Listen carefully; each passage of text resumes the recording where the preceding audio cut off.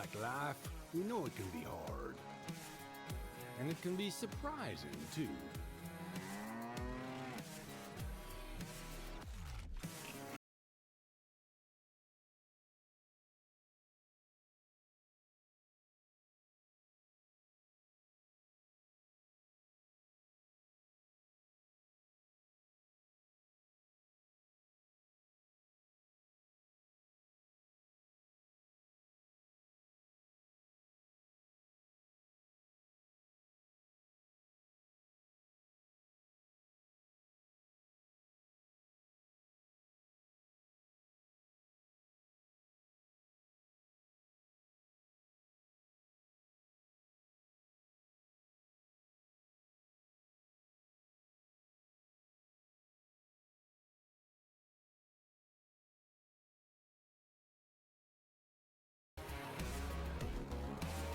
So beautiful it can help you see yourself and the world in all new ways.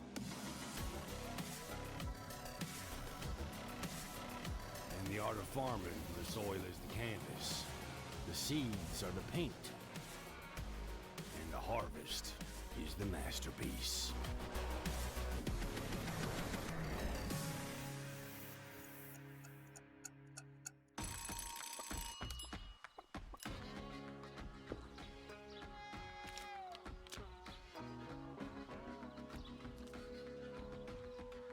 Hey, this is pretty good. Yeah, it's pretty darn good.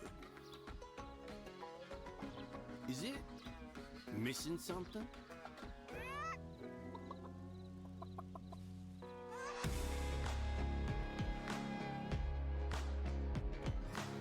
You're too cute to eat. Maybe some fresh spinach for a change?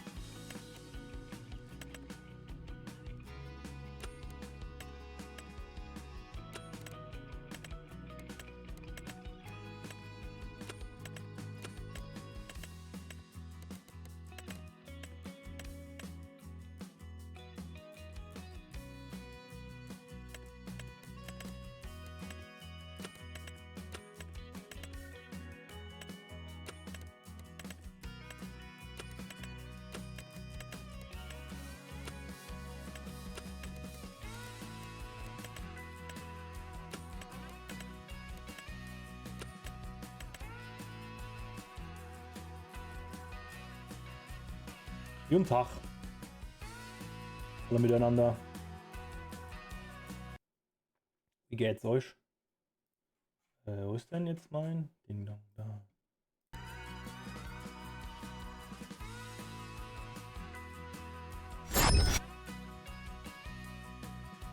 WhatsApp. Ich bin hier gerade mal die Mods am durchgucken, ob sich schon irgendwas getan hat. Tatsächlich noch nicht so viel. Interessant ist, es gibt so ein, müssen wir uns mal angucken, ich habe noch keine Ballen gemacht, aber wenn die wirklich so aussehen im Spiel, dann ist es schon ein bisschen kacker. Dann sollten wir auf jeden Fall die Mod nehmen. Müssen wir mal beobachten. Aber so weit sind wir noch nicht. So. Gehen direkt mal hier rein.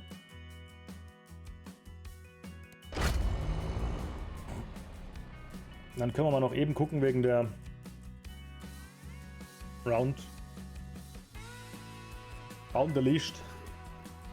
Zu nah, dass es hier Fokus. Das macht nichts.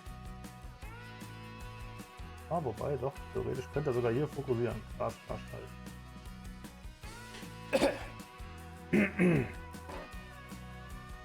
Da müssen wir nachher gleich mal noch einen Tee kochen. Irgendwie. Vielleicht. Machen wir zwischendrin noch mal Päuschen so.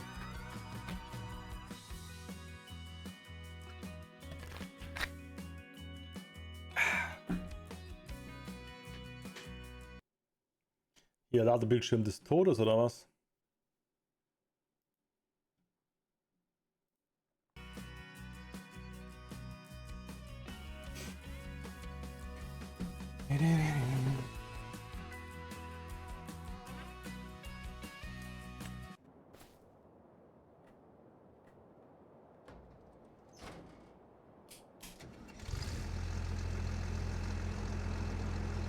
So, also wenn ich sie so anschalte, geht's. Müssen wir gerade mal gucken, warum denn der Switch vom Dings nicht geht. Problematisch ist dabei natürlich immer.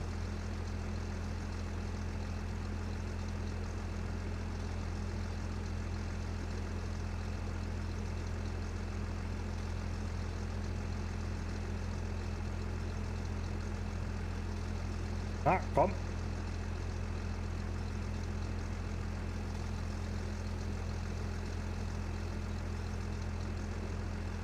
Diese dämliche App, Alter. Die Twitch-App ist so ein Müll auf dem Handy. Ich will doch nur meinen verschissenen eigenen Stream sehen. Mein Kanal. Da. Jetzt Chat. Und Umleuchten. Absenden. Aus irgendeinem Grund geht der Connector nicht.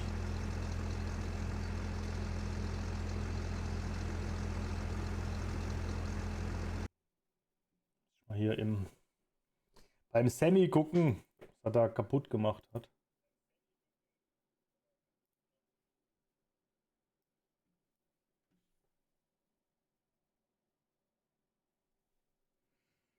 So, du mache Button.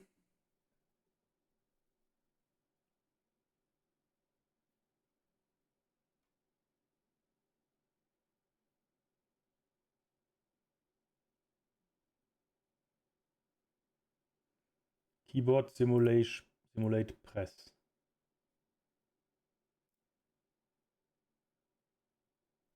Button ID 11.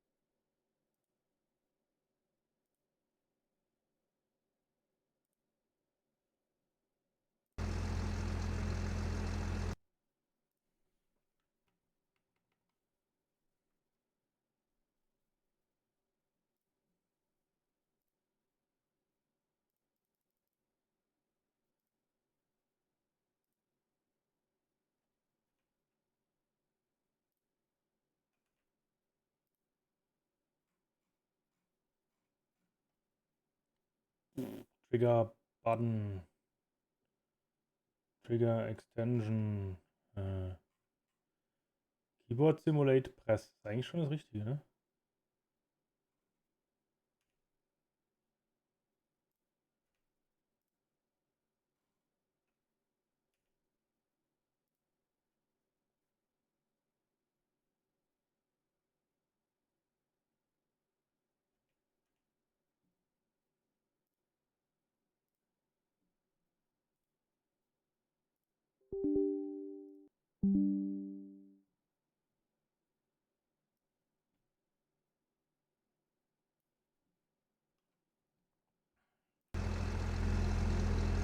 Also eigentlich müsste das funktionieren.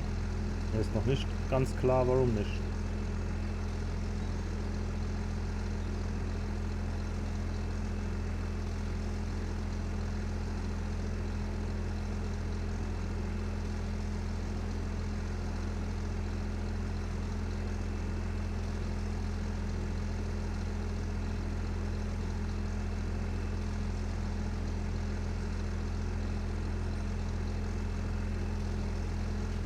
Diese scheiß Twitch-App, Leute. Das ist so richtig kaputte Kacke.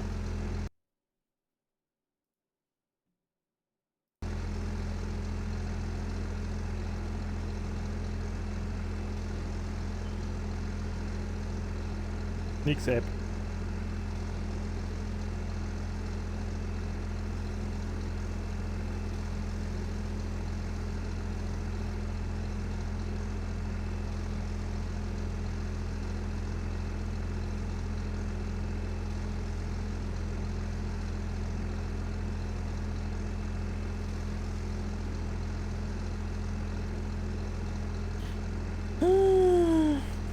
Ah, oh, da tut sich was. Eins Kanal. Über Livestream. Keine Ton. Gucke hier. Rundumleuchte. Absenden. Nix Funktion. Pech gehabt.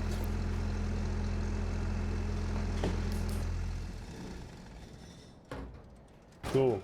Wir müssen mal die Felder checken.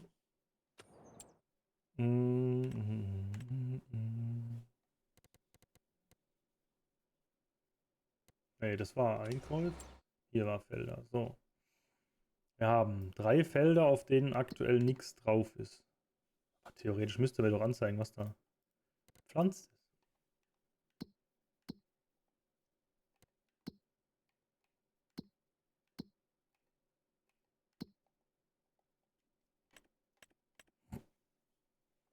Stoppelsturz haben wir hier.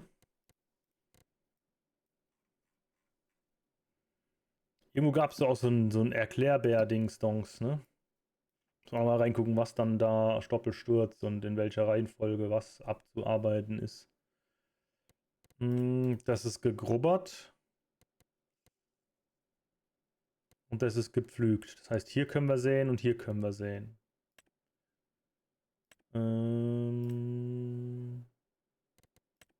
Gemulcht. Gemulcht. Und dann hat es sogar einen relativ hohen Düngerfaktor.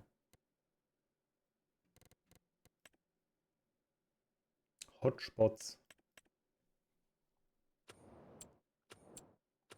Wo war denn dieses Tutorial? Ah, hier, guck mal. Stoppelsturz.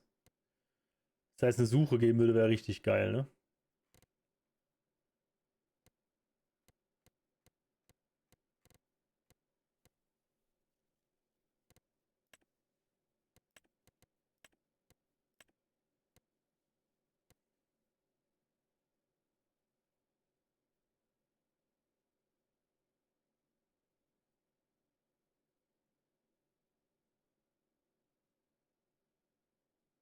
Nicht so wirksam. Ah, der Flachgrubber, den wir haben, ist nicht so wirksam gegen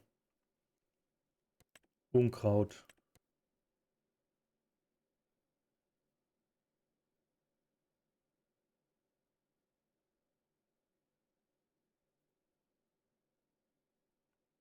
Scheibeneggen holen keine Steine raus. Interessant.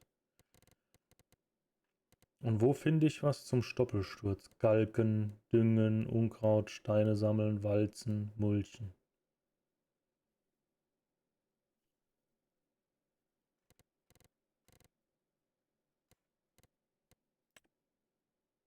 Landwirtschaftssimulator Academy.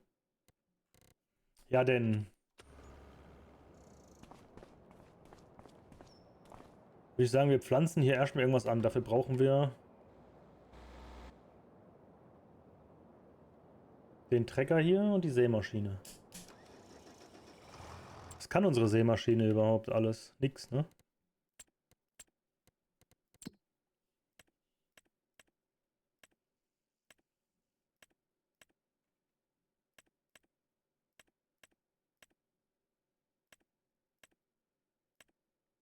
Da.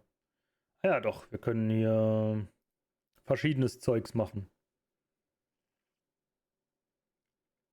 Dafür müssen wir erstmal gucken, was in der aktuellen Jahreszeit. Wir haben September, was wir im September pflanzen dürfen. September. Weizen, Gerste, Raps würde noch gehen. Gras und Ölrettich interessiert mich aber nicht. Dann würde ich sagen, machen wir Gerste.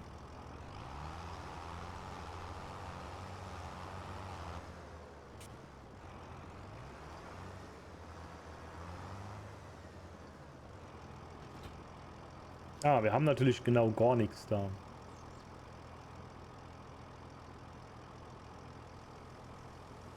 Ja, lass uns mal hier so Saatdinger hinbauen, würde ich sagen. Pakete. Achso, das war ja nach Dingsbums sortiert. Ne, wir brauchen aber Verbrauchsgüter landen. Ach, das landet alles beim Händler, ne? Wir müssen in den Baumodus hier. Welcher war denn das wieder? Der da? Der da? Bauen. Dann bei...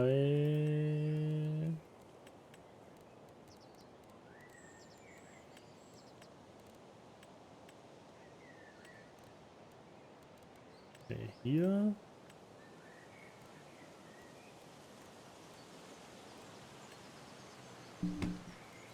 Baubare Objekte, Container.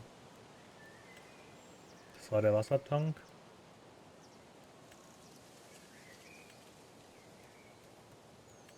Gab es hier nicht auch die...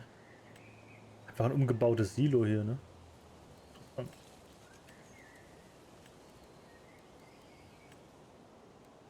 Ne, erweiterte Lagerkapazität wollen wir nicht.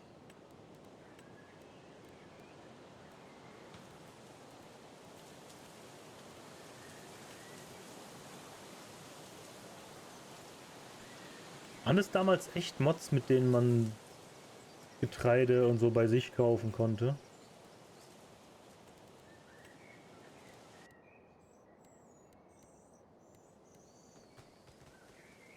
Großer Bauernkiosk. Gewächshäuser, Anbau. Generatorski.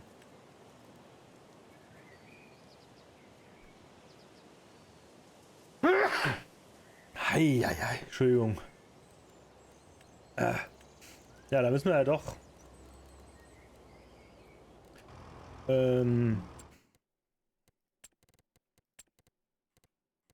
Saatgut kaufen hier. Mineraldünger, Kalk. Nee, wir brauchen Saatgut. Da. Mhm. Ach, was sind 50 Liter mehr für den gleichen Preis?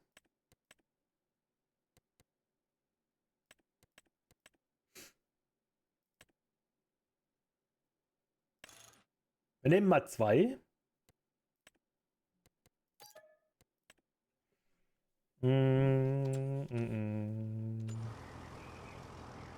Jetzt echt den kompletten Weg da runter düseln.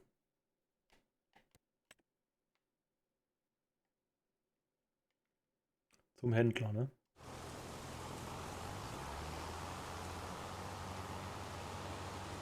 Weil zum Aufladen haben wir keinen...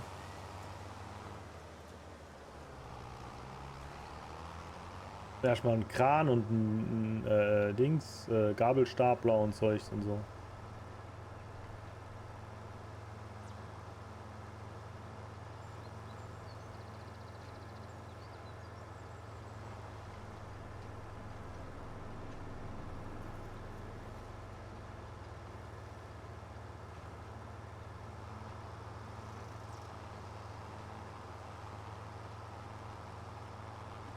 Glück nicht mein Acker hier.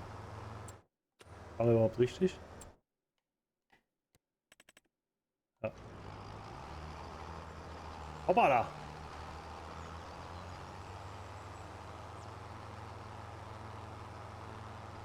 Ja, man könnte schön ordentlich immer über die Straße fahren, aber...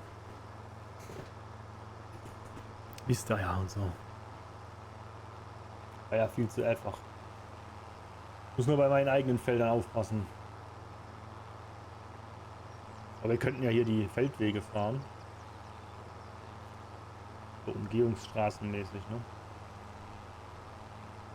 Ich weiß gar nicht, wie viel Liter reingehen in die Sämaschine hier. Mal gucken.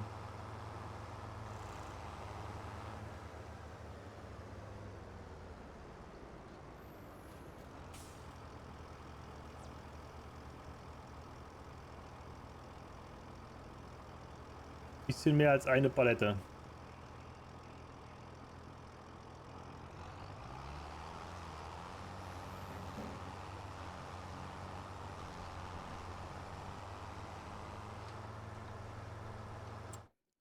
Und wir wollten anpflanzen Gerste.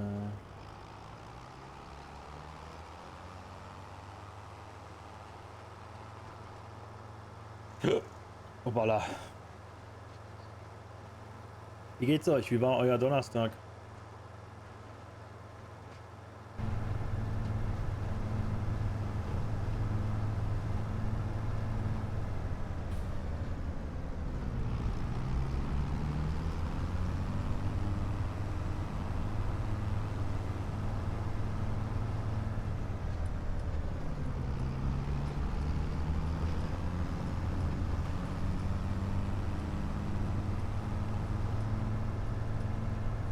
Da hätten wir zwischen den Steinen durchgekommen.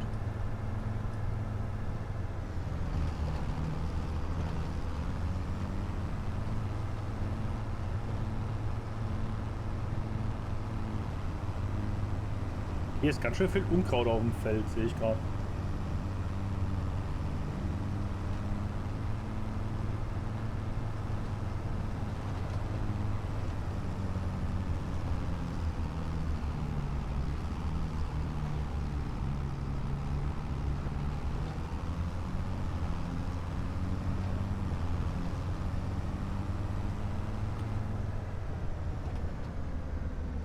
Das ist ein bisschen doof, dass der einem das so kaputt macht, wenn man hier im Menü ist.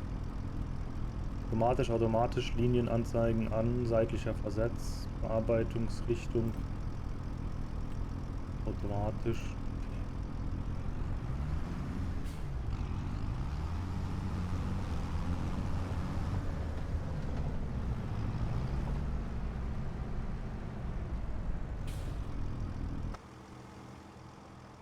Wir machen außenrum erstmal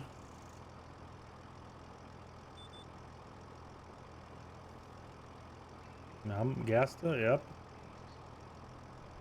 Anschalten, senken und dann Abfahrt, Tempomat. Der Tempomat hält jetzt auch die Spur richtig hier? Ja, sehr schön.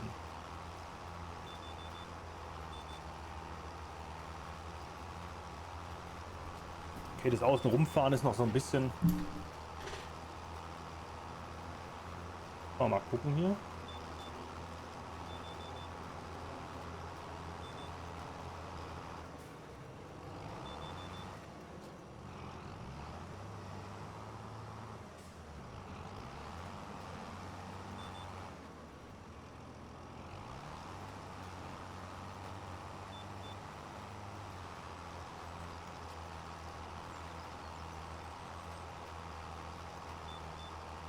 Hüt, hüt.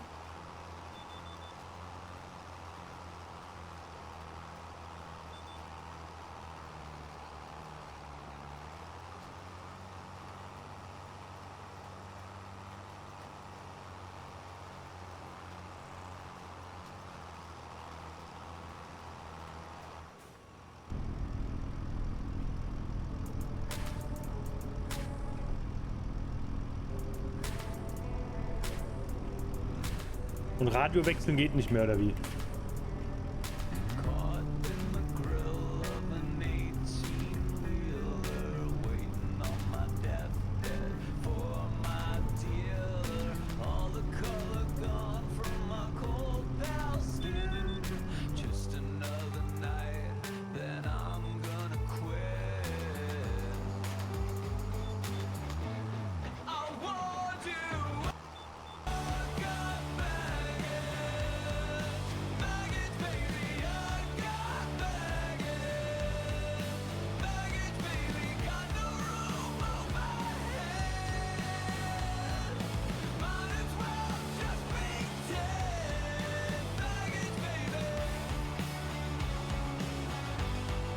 Frag mich, wo meine Rundumleuchte hingekommen ist.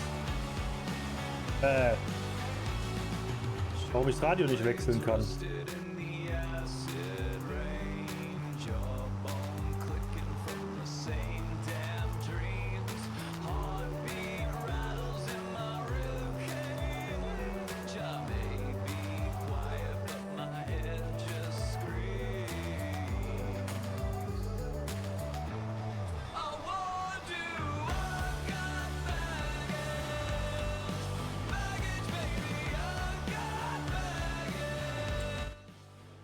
Warum zum Geier?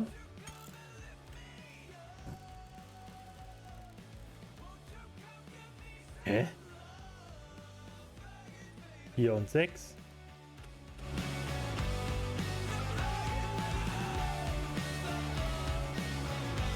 X-Radio wechseln. Warum nicht?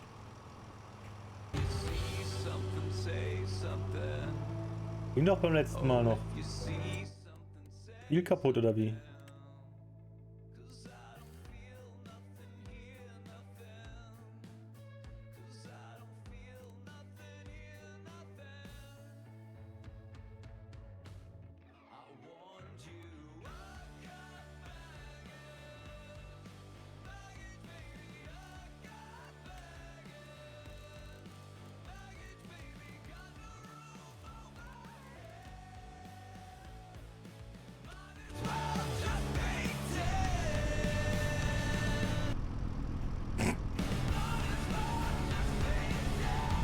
Ja, ich kann schon noch 4 und 5 drücken, oder? Ja.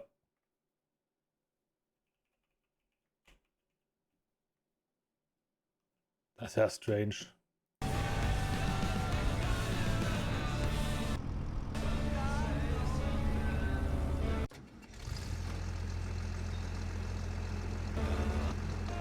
Hä? In dem Trecker habe ich nur einen Radiosender?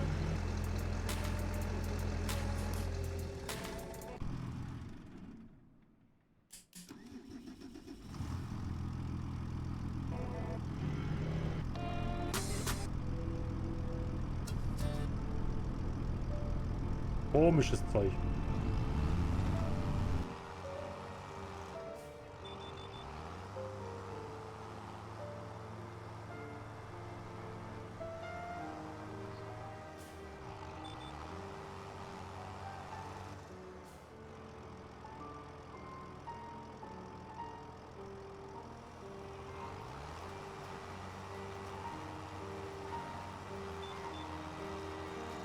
Piep, piep.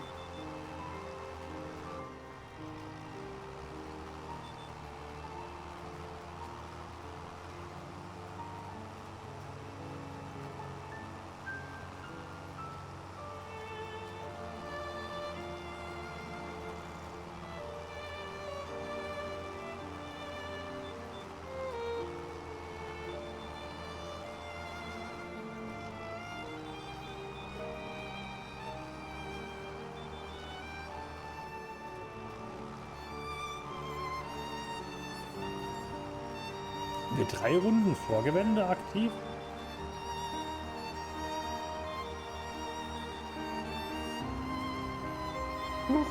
Ah, egal.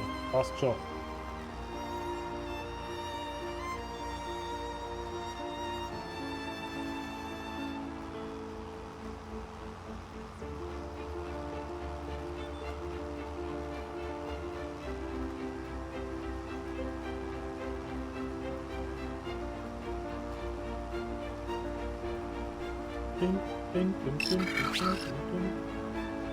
Antan Plan, ein wunderschönen.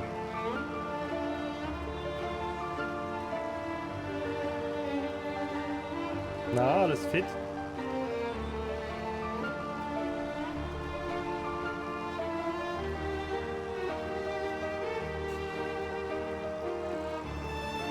Wie läuft's bei dir?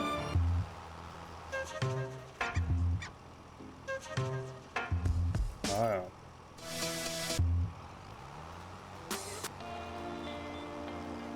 Ich habe ihn auch schon lange nicht mehr gesehen und gehört. Das letzte Mal bei Chained Together oder so, ne? Das macht der Job. Schafft, ne? Wie üblich. Alles ein bisschen größer, dauert, bis man da so richtig ankommt. Und bei euch der übliche Wahnsinn.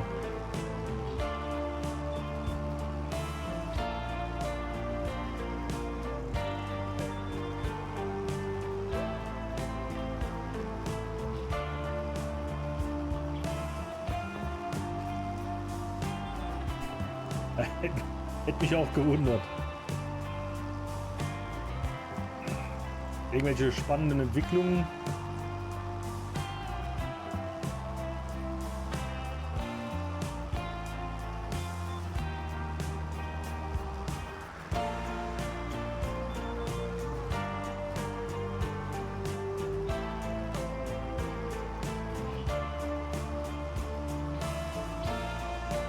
Wir müssten übrigens mal wieder mit Chain Together weitermachen, ne? Ja, okay. Macht irgendwie Sinn.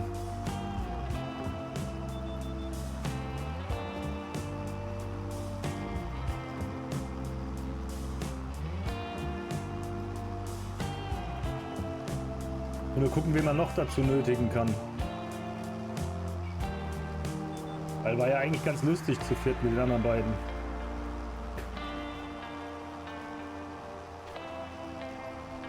Wobei ich von denen auch schon länger nichts mehr gehört habe.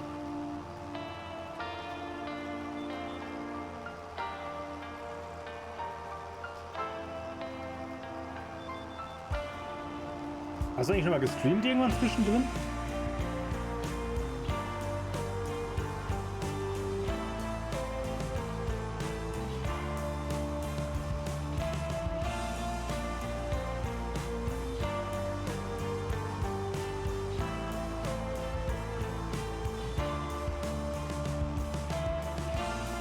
Ja, den einen siehst du ja auf der Arbeit, ne? Oder mindestens einen davon, je nachdem, wen du genau meinst. Weil die anderen beiden haben ja keinen Bock. Das hatten wir ja schon.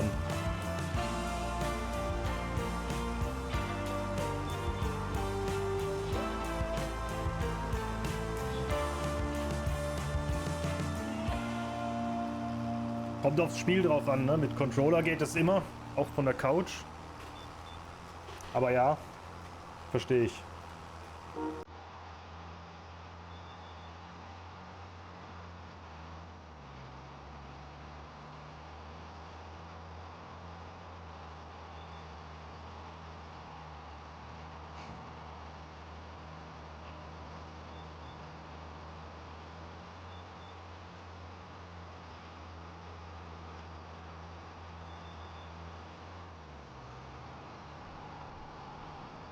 Eben habe ich so einen Zipfel ausgelassen hier. Da. Chillige Musik, ja. Die Radiosender sind ganz gut hier beim Treckerfahren.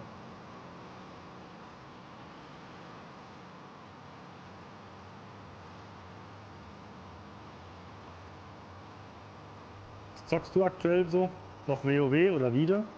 Mit dem neuen Add-on. Hat mich irgendwie nicht so gecatcht, das neue, muss ich sagen. Aber warte, ich habe noch ein Feld, ne? Ist nebendran, glaube ich.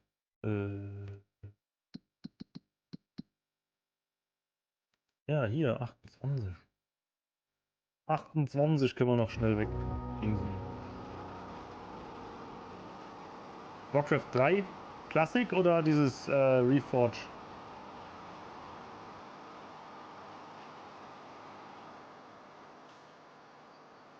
Ja, das gibt's als Multiplayer, ja.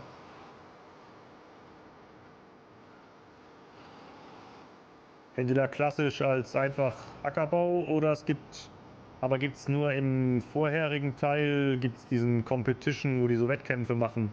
Ist krass, was die da geht's aber richtig Kohle über den Tisch, wenn du da gut bist.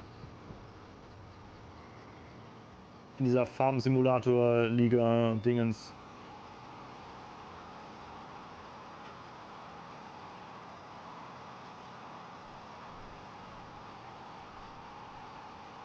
Aber die Liga gibt es nur im Farm Simulator 22. Musst du mal gucken, auf dem von Giants Gaming auf dem Twitch-Kanal werden als die Wettkämpfe ausgestrahlt. Das ist schon abgefahren. Irgendwie mit Bonis einsammeln, wenn du deine Heuballen abgibst und Heuballen auf dem Wagen stapeln und weiß ich nicht, ob ich da muss man schon schnell sein. Weiß nicht, ob ich dafür nicht zu alt bin. Oder zu langsam, besser gesagt. Aber Reforge habe ich auch, weil ich weiß, das Classic habe ich irgendwann mal versucht.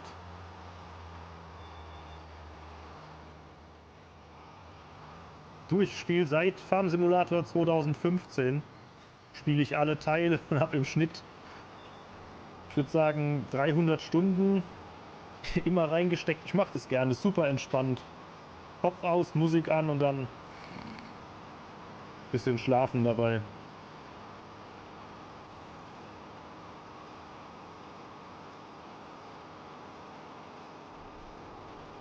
Jetzt in dem neuen Teil gibt es ja jetzt, da kannst du Reis anbauen, ist ganz neu, noch ein paar Tiere und noch ein paar andere Feldfrüchte. Ich glaube, Karotten sind neu dabei und irgendwelche Erbsen und ja.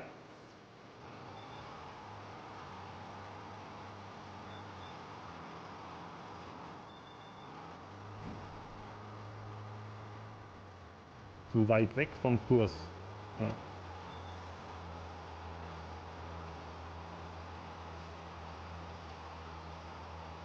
Kam vorgestern raus, glaube ich, der 25. Also der Teil hier, der 25er.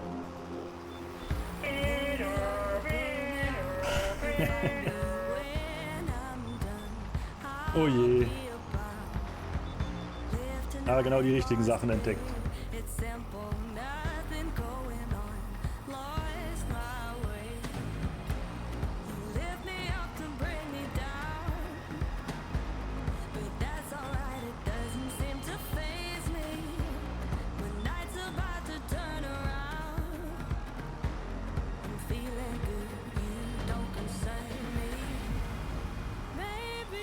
Was treibst du sonst so abseits von der Arbeit und Warcraft 3 spielen?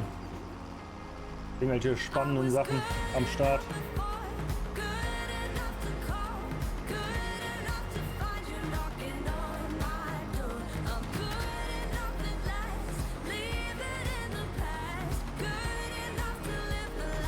Ich glaube, ich muss die Musik leiser machen, es ist so laut heute.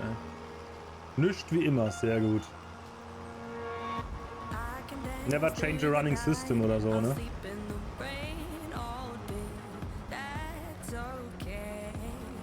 Oh, warte, ich muss kurz ans Telefon, mein Physiotherapeut ruft an.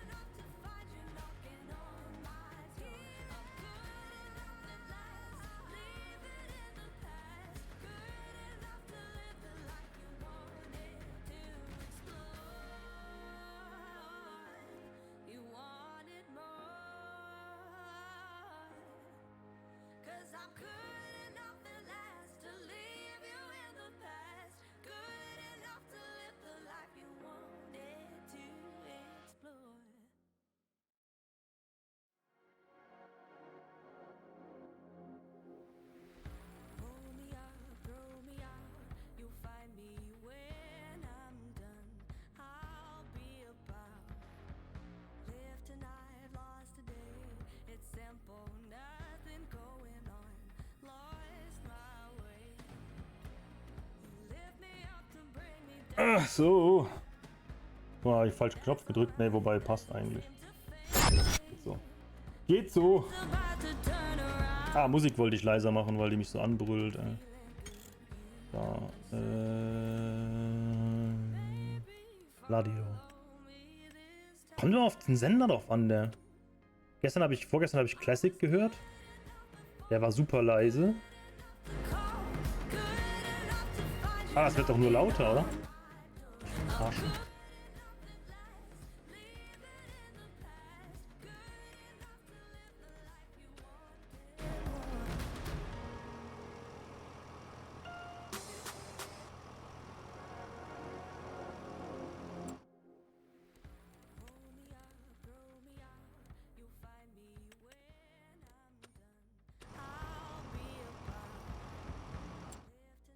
Okay, das heißt, wir haben 30% Radiosender Lautstärke, die wir einstellen können, wo nichts passiert.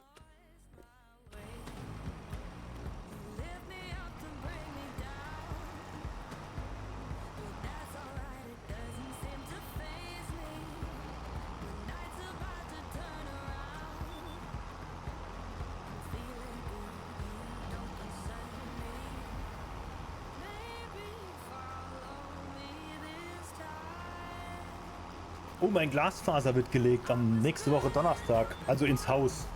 Endlich mal. Dann liegt es nicht mehr im Hof rum.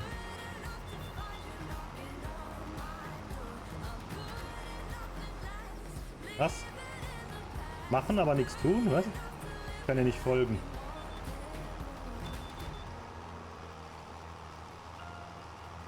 Also ja, genau.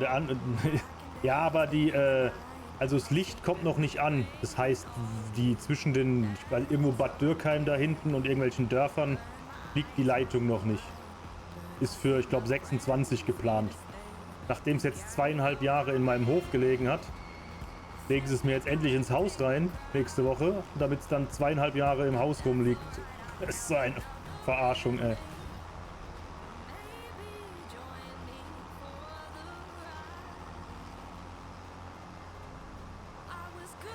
Ach, du meinst mit der Lautstärke, wie in der IT.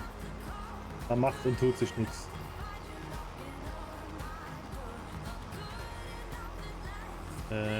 Ausschalten, anheben. So, wechseln. Oh, ich hab einen Hirsch. Reh, kann ich tot fahren? Er ist unsichtbar. Ja, Breitbandausbau. Wahnsinn.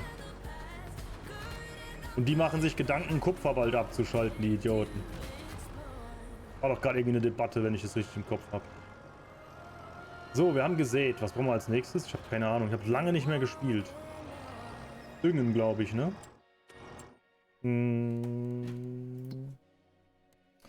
So, wir haben Druff. Gerste. Kann mein blöder Mähdrescher überhaupt Gerste abbauen? Also ganz dumm gefragt. Fahrzeuge. Ja, kann Gerste, sehr gut. Was wollte ich machen? Ah ja, Status gucken. Im Wachstum, sehr gut. Muss gewalzt werden. Oh Mann, nein, ich will es nicht walzen, lass mich in Ruhe.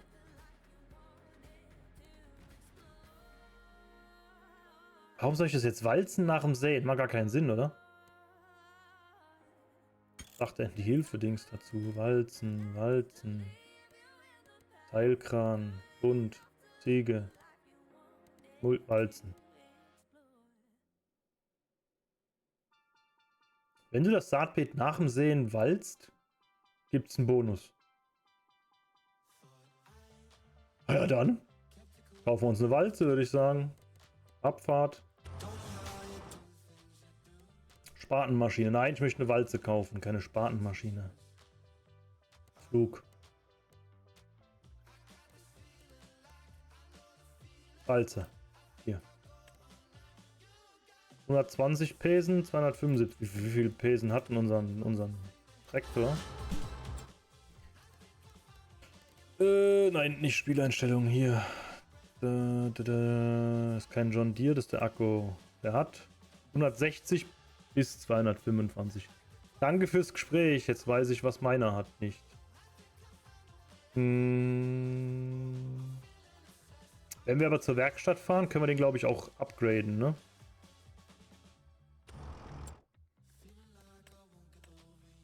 Die hat 27 Meter. Alles klar, brauchen wir nicht. Ja, uns reicht die kleine hier.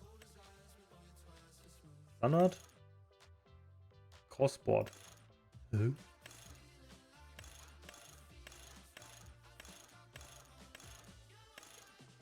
Egal, kaufen wir mit.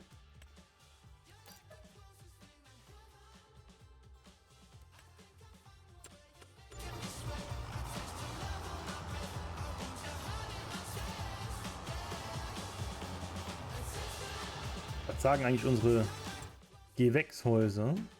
Gibt es da irgendwie einen Status, den ich mir anzeigen lassen kann? Nee, warte mal. Wo war das denn hier? Da, Gewächshaus.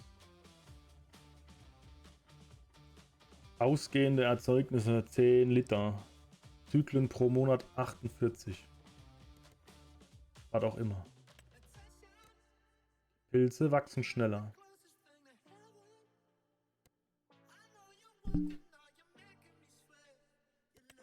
Austernpilze und Enokis. Alles klar.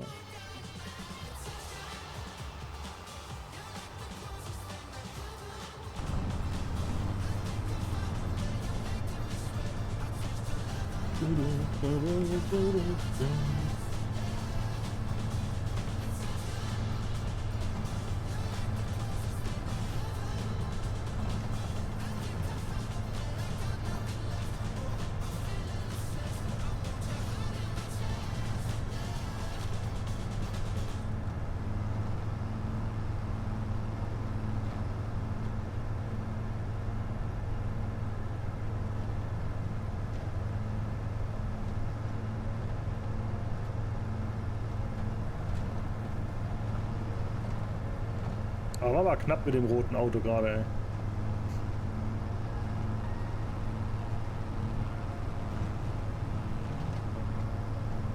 Könnten uns übrigens auch mal so ein... Schön dreckig hier. So ein Ding. Hochdruckreiniger kaufen.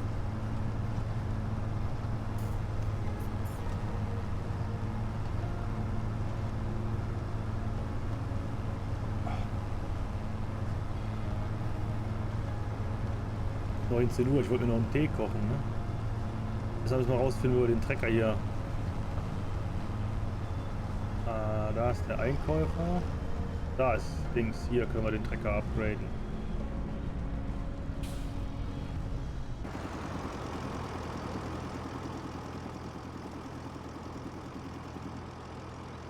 Werkzeug.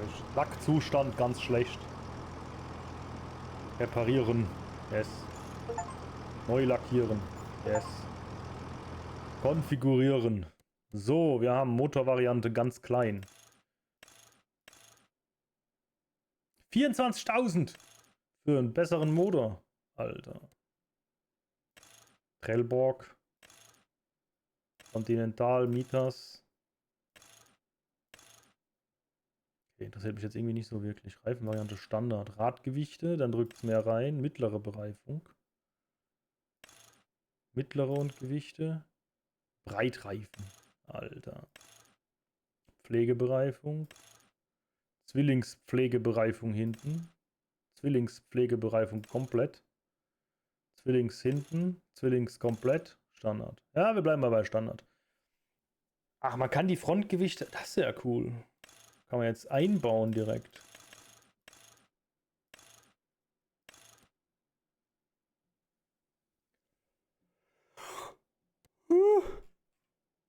Oh, als wenn ich müde wäre, ey.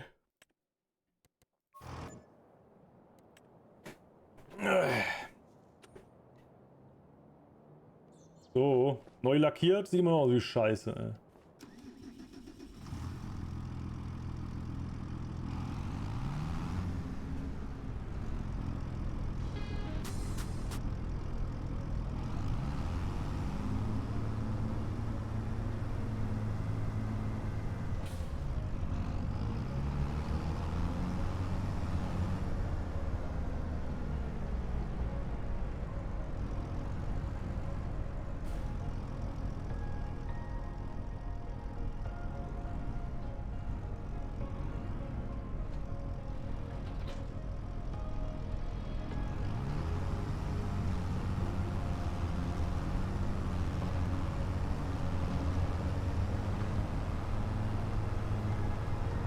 So, also nach dem Sehen walzen. Das heißt, kleine Steine werden wieder in die Erde gedrückt und machen die Maschinen nicht so kaputt und wir kriegen mehr Dingens. Höheren Ertrag. Das ist doch schon mal gut.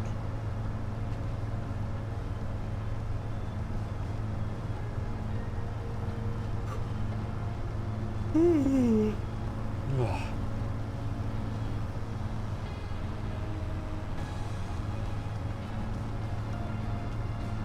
Oh, ein Schild umgefahren. Hoppala.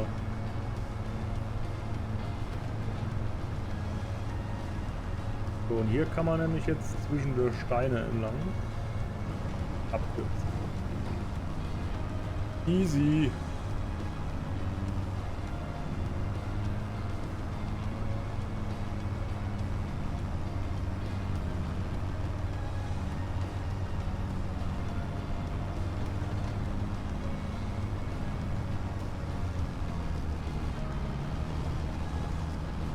So, dann sagen wir, fangen direkt hier an. So. Schalt mal den Kasten auf hier. 12,50 Meter.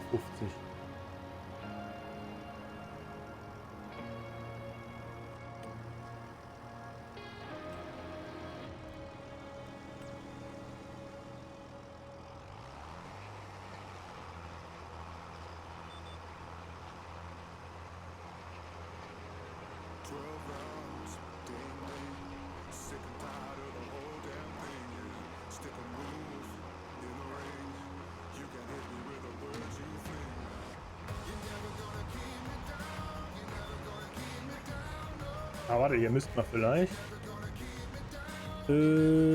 Vorgewände ausschalten. Geht nicht?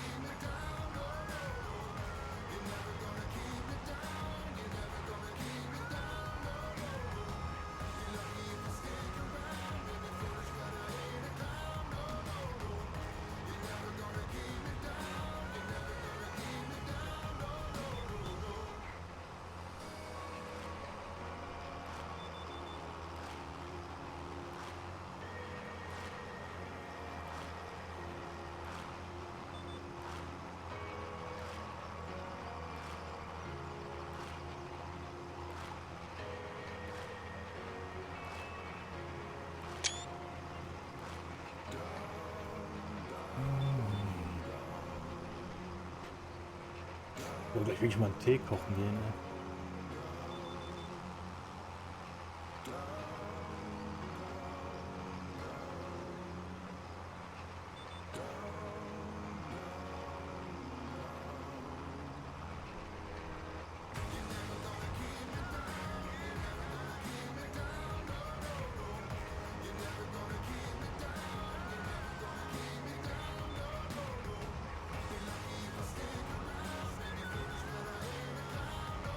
Lass mal auf dem anderen Feld einfach den Erntehelfer fahren und gehen in der Zeit die Tee kochen. Das ist eine gute Idee. Glaube ich.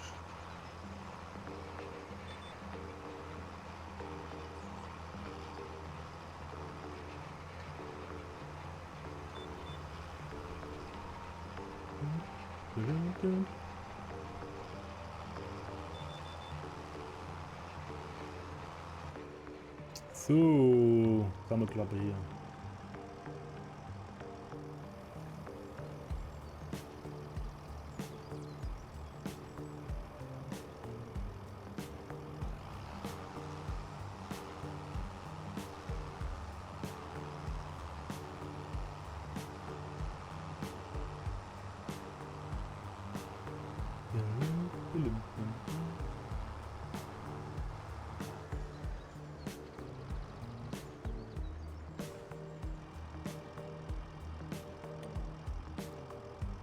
So, zurück auf KI-Helfer, zack, und dann mach mal was für dein Geld.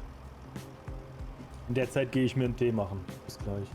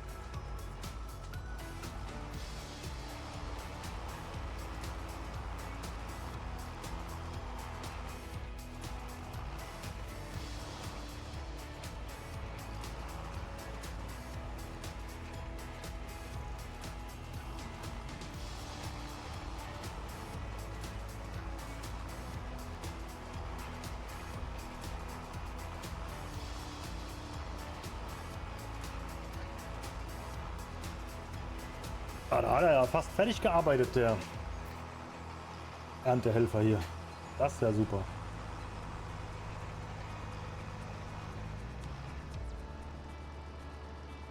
Arbeit erfolgreich beendet. Sehr gut. Dann packen wir das mal zusammen hier.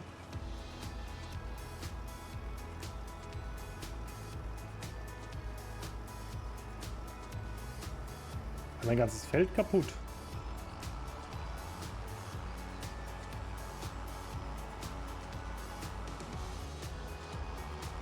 Dann dürfen wir eigentlich den Reis wieder pflanzen. Auf unseren Reisfeldern.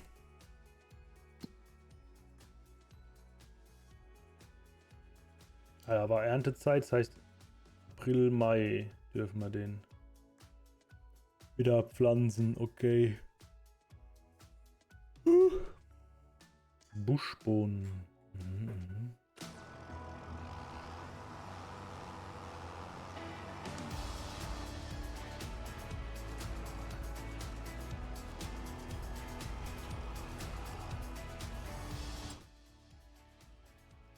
So, Felder sagen jetzt was? Benötigt Kalk. Ist ja gar nicht meins. Will ich nicht kalken. Köln Kalkverbot oder wie? Sondern eine Kalkmaschine. Saatgut. Nee. Kann auch nur sehen. Wo sind sie denn hin, die Kaltmaschinen? Vorsätze. Wickler. Mischwagen.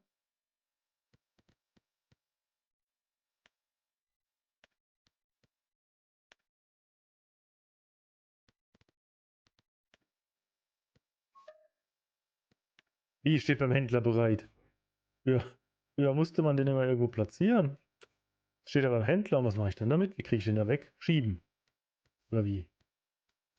Das ist ja Arsch. Noch keine Kaltmaschine gefunden. Ne? Normale Feldspritze, Düngerstreuer. Der kann Kalk.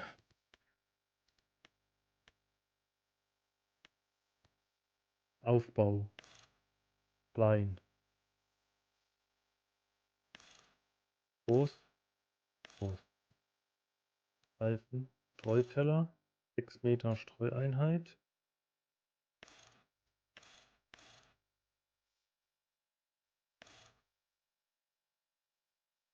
Ja.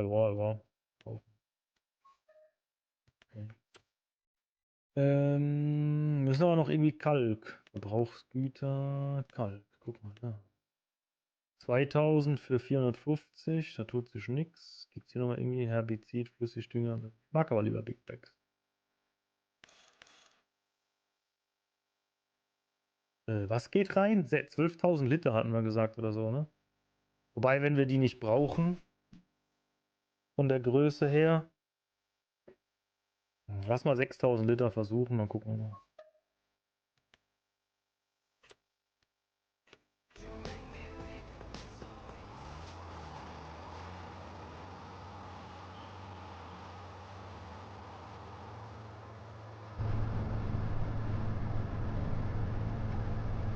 Jetzt Radio kaputt. Ah ne. Da ist das Radio.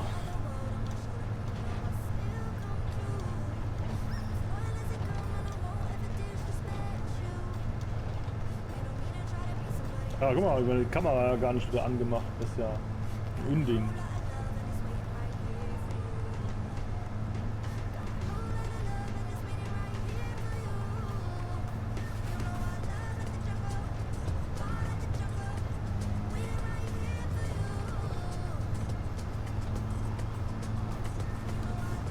Na, querfelds ein hier.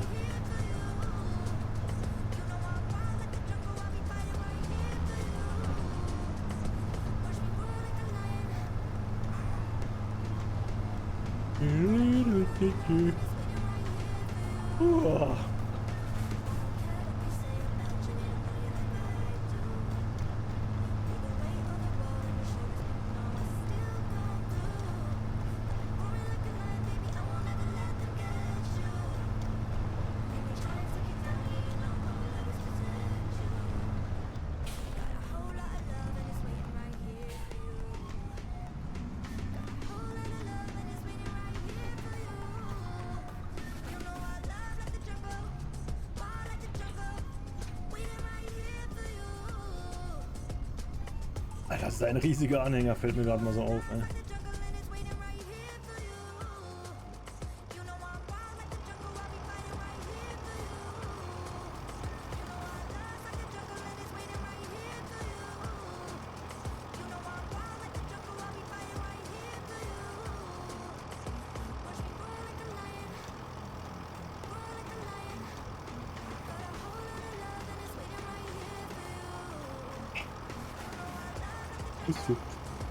So, Deckel zu. Mal eben gucken, wie wir den...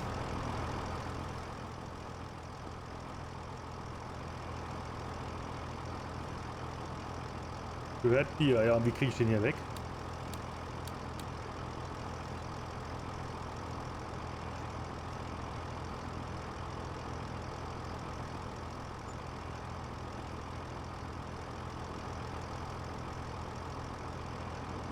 Jetzt muss ich den nach Hause schieben, ihr wollt mich doch verarschen.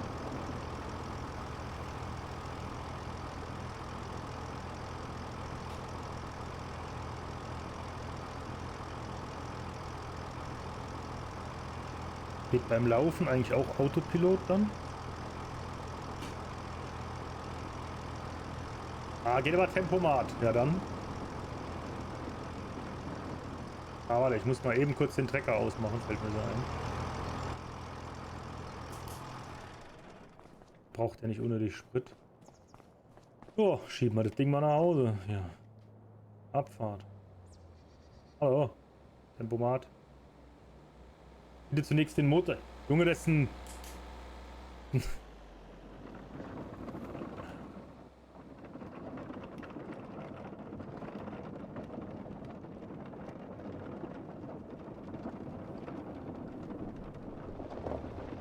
Womit habe ich das verdient? Früher konnte man den einfach direkt auf seinen Bauernhof setzen. Das Spiel ist nichts für dich. Warum? Weil man einen Mähdrescher, Hochdruckreiniger durch die Gegend schieben muss, oder wie?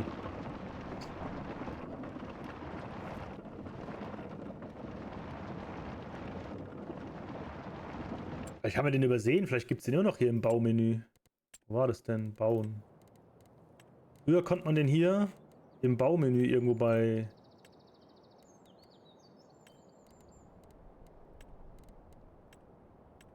Sonstiges oder so war der immer dabei.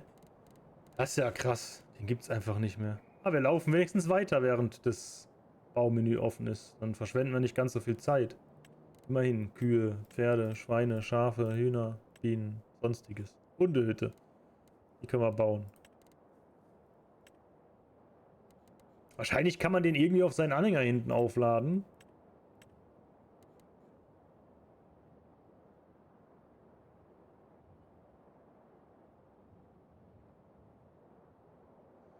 Ja, möglicherweise, aber ich weiß nicht, wie ich den auflade. Wir schieben den jetzt mal nach Hause, einfach weil es so schön ist. Er könnte ja auch ein bisschen schneller laufen, der Typ hier, ne? Was ist mit seinem Arm eigentlich los da?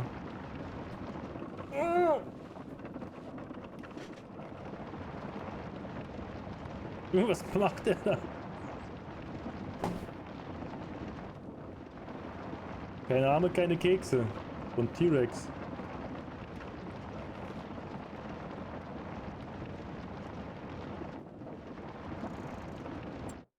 Ist auch gar nicht weit. Bis hierhin.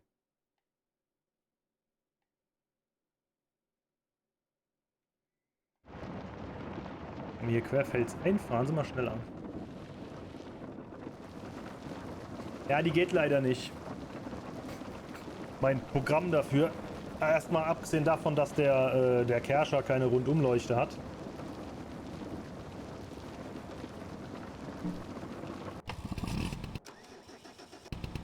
Ah, man kann aber hier nicht durchwechseln zum Kerscher. Das ist ja geil.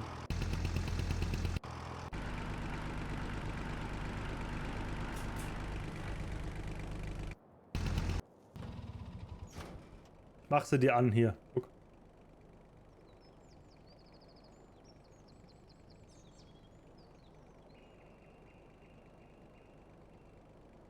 Es steht extra dabei, dass es nur geht, wenn ich in einem Fahrzeug sitze mit Rundumleuchte. Wer lesen kann, ist klar im Vorteil. Aber wir wollen ja nicht so sein hier. Kann man zurückerstatten, bitteschön. Nicht, dass du noch arm wirst oder so.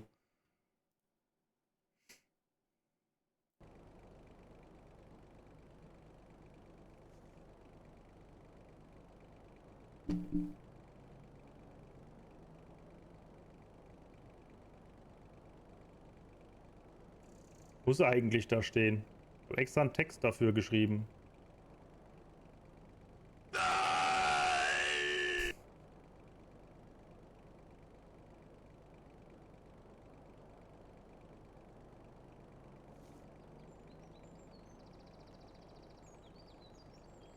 Junge, da steht's. Schaltet die Rundumleuchte an, wenn ich in einem Fahrzeug sitze. Sogar mit 3 Ausrufezeichen. Und steht sogar LS22 dabei und wir spielen LS25. Ich muss das noch fixen, der Scheiß tut nicht so, wie er soll. Ja, lesen ist wichtig. So. Kriegen wir da den Kerscher irgendwie drauf? Du willst sie. Hallo? Rückwärtsgang? Gute Piaggio Ape. Oh mein Gott. Wird so schief gehen.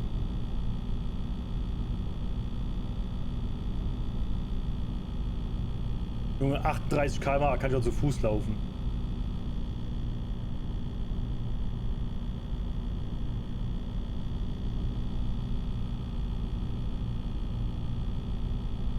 Das werden wir sehen, hoffentlich. Irgendwann, vielleicht.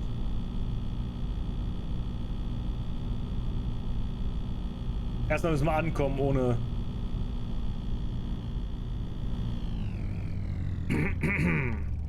Ah! Glück gehabt.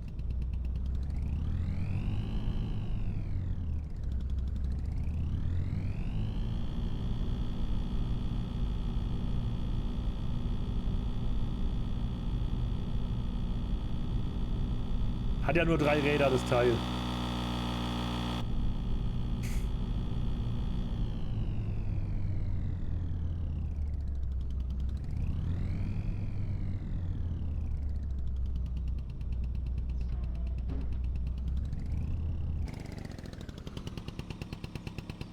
Könnte passen.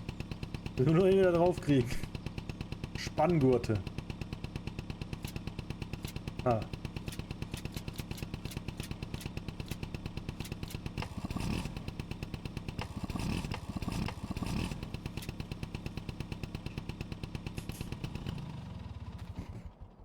Bin mir sicher, wir können das jetzt nicht da hochheben. Huch. Motor start, Alter.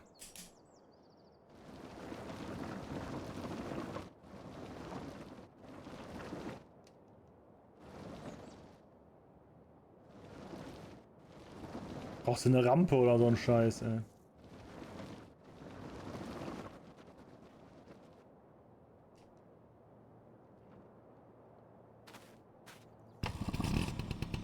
Nächste Kacke.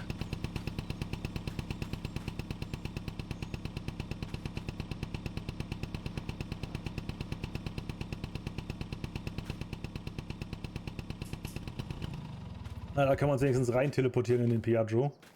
Ja, wir fahren den halt jetzt nach Hause hier. 3 Stunden lang.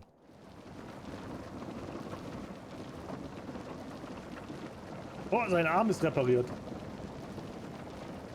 Lauf, Forrest!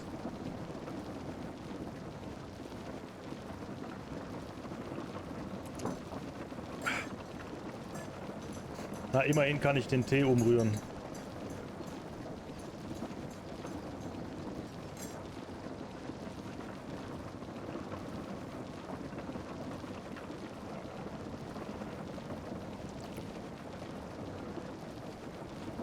Ah ja. So.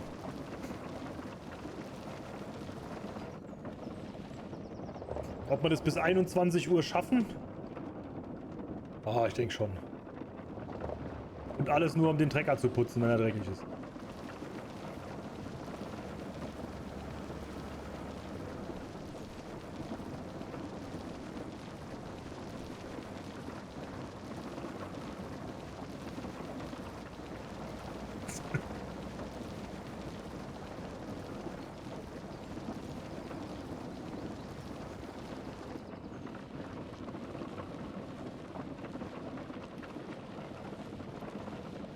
Jetzt der kaputte. Ey, was macht der denn eigentlich immer mit seinem Arm hier?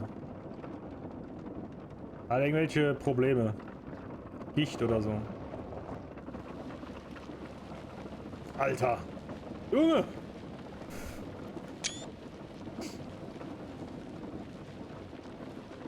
Vielleicht kommt das Monster aus dem Nebel und frisst uns auf oder so.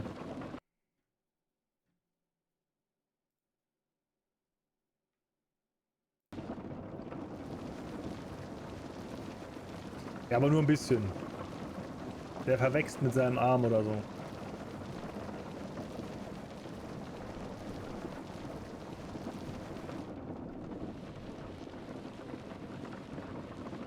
Aber die Anzeige hier, da, Die täuscht auch manchmal. Das kommt durch... wahrscheinlich bin ich auf der Seite von Instant Gaming gelistet und dann werden die durch die Einbindung vom HTTP auf der Webseite werden die Aufrufe als Zuschauer gecountet.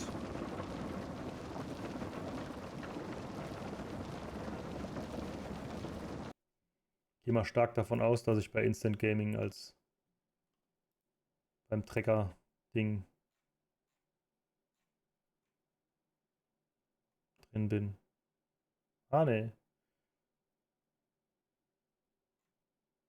Ah, doch. Im Wechsel mit den anderen.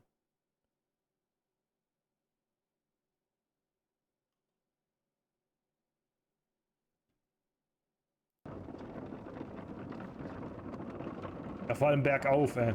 Das ist faszinierend. Kommt ein Auto, hallo. Hey, ruf Basse.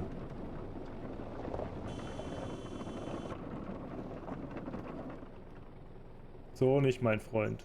Lanze nehmen.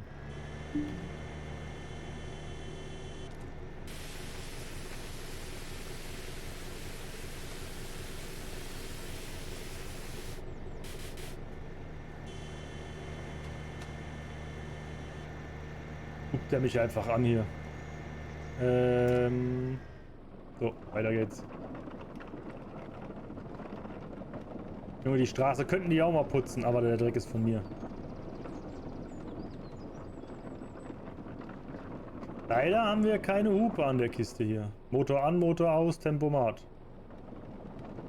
Wir können aber langsamer fahren. Da überholt er mich einfach. Aber das muss man sich überlegen, der läuft 7 km/h, während er den Kerscher durch die Gegend schiebt. Fahrzeit 0,1 Stunden. Wahnsinn. Der einzige Vorteil im Vergleich zu vorher, wo man den fest positioniert hat auf dem Hof, man kann ihn halt jetzt durch die Gegend schieben, ne? Vorher hast du den gekauft über den Baushop. Hast den dann irgendwo hinstellen müssen und da stand der halt für immer.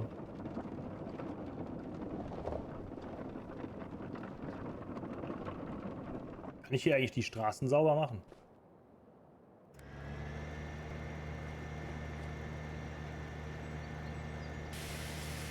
Nee.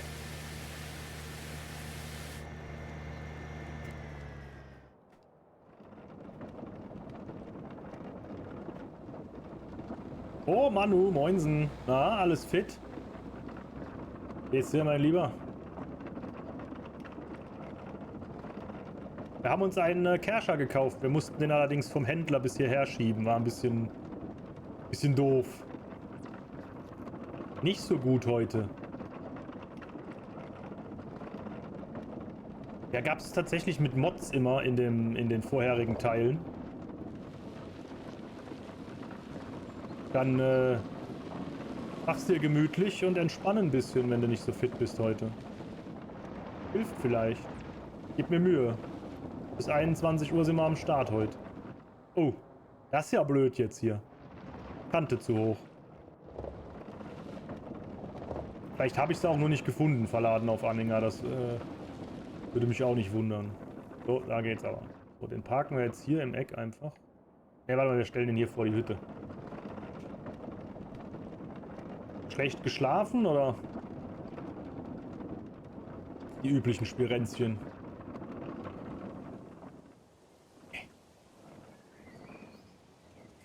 So, oh, eingesperrt. Dann fahren wir den nach Hause. Meine ich ja.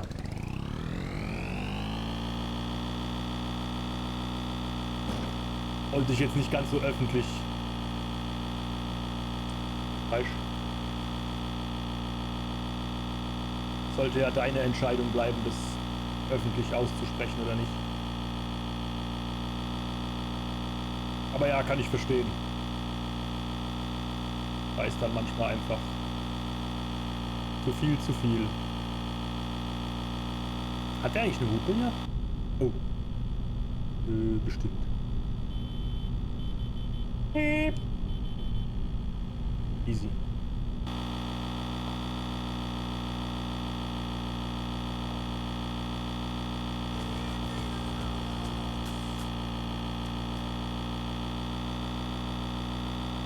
Aber bei Classic müssen wir wahrscheinlich die Radiosender wieder ein bisschen lauter machen.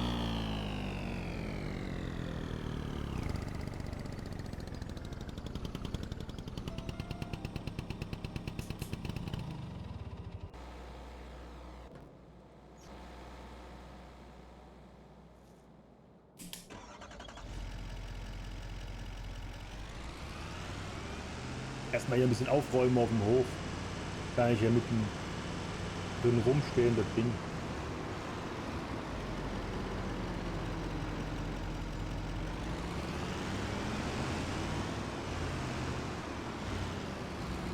Oh, Lord, wie geht's dir? Alles fit? Lang nicht mehr gelesen hier.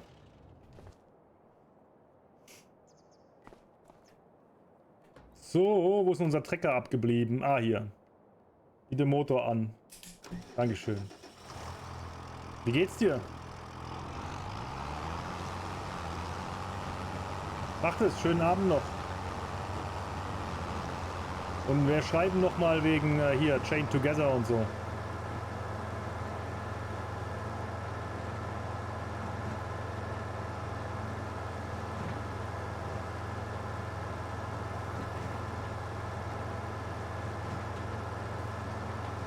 So.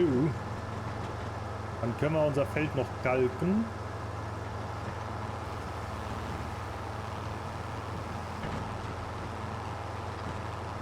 Ja, kann ich verstehen.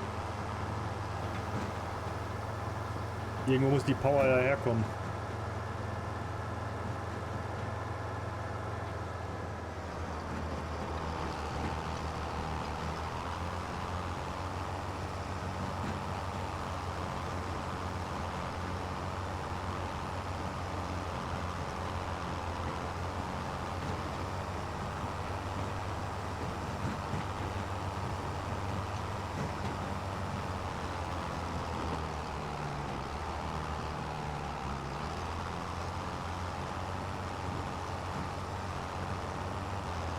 Ah, sehr gut.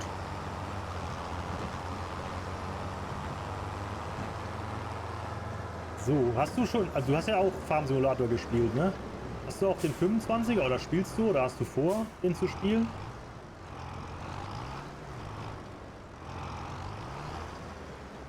Ach du Scheiße.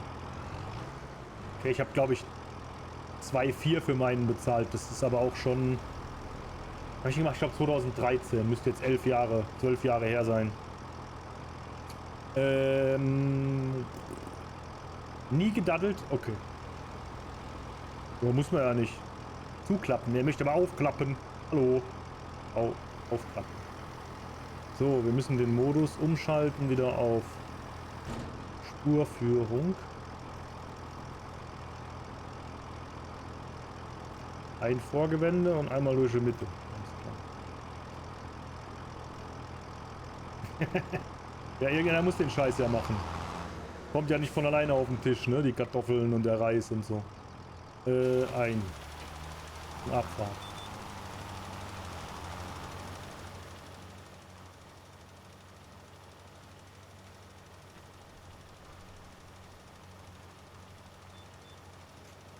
Aber den ganzen Scheiß, den man früher mit Mods gemacht hat, ist jetzt, oder vieles ist jetzt tatsächlich einfach so drin. Was ich sehr cool finde.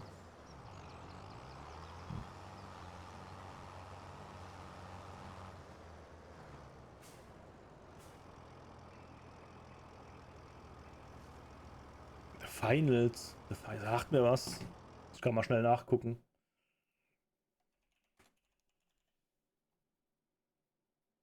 The Finals.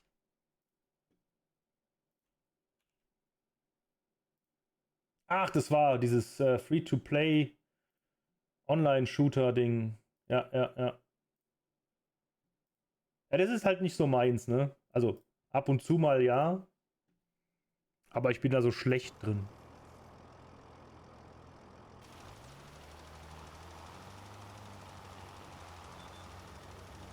Aber so hat jeder sein Ding.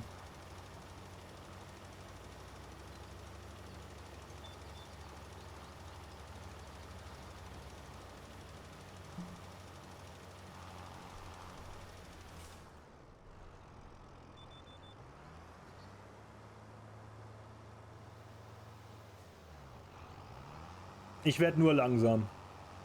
So altersbedingt und so.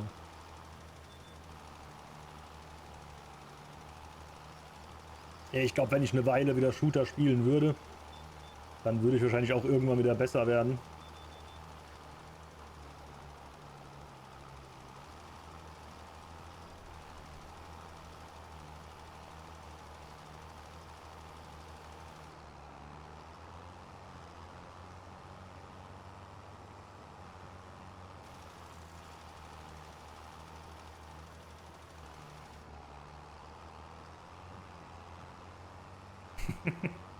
Ich glaube, das Thema hatten wir schon mal.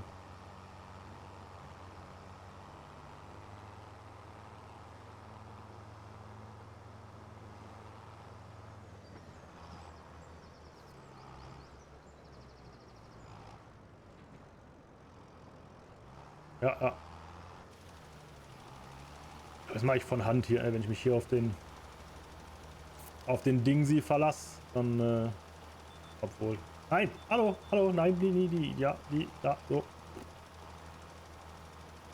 Genau, habe ich nämlich genau diese Dinge. Du junger Hüpfer, du. Ja.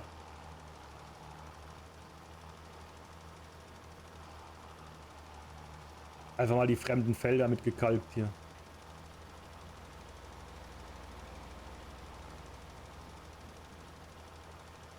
Mal gucken, was sie als nächstes wollen, ey. Die Felder.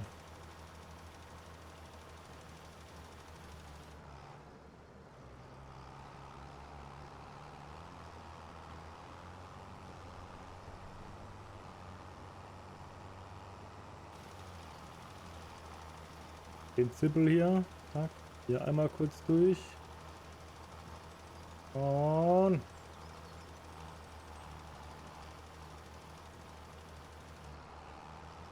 Abfahrt, Sammelklappe, Wegstelle.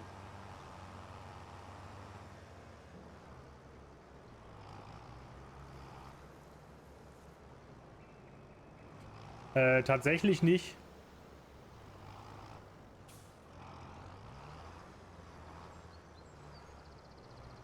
In der Fahrprüfung habe ich 2 Anläufe gebraucht, war aber auch so, war so aufgeregt. Ich habe halt, ne, ich habe meinen Führerschein ja auch spät gemacht, im Vergleich zu dir dann jetzt doch nicht so ganz, aber ne, ich war auch schon, wie alt war ich?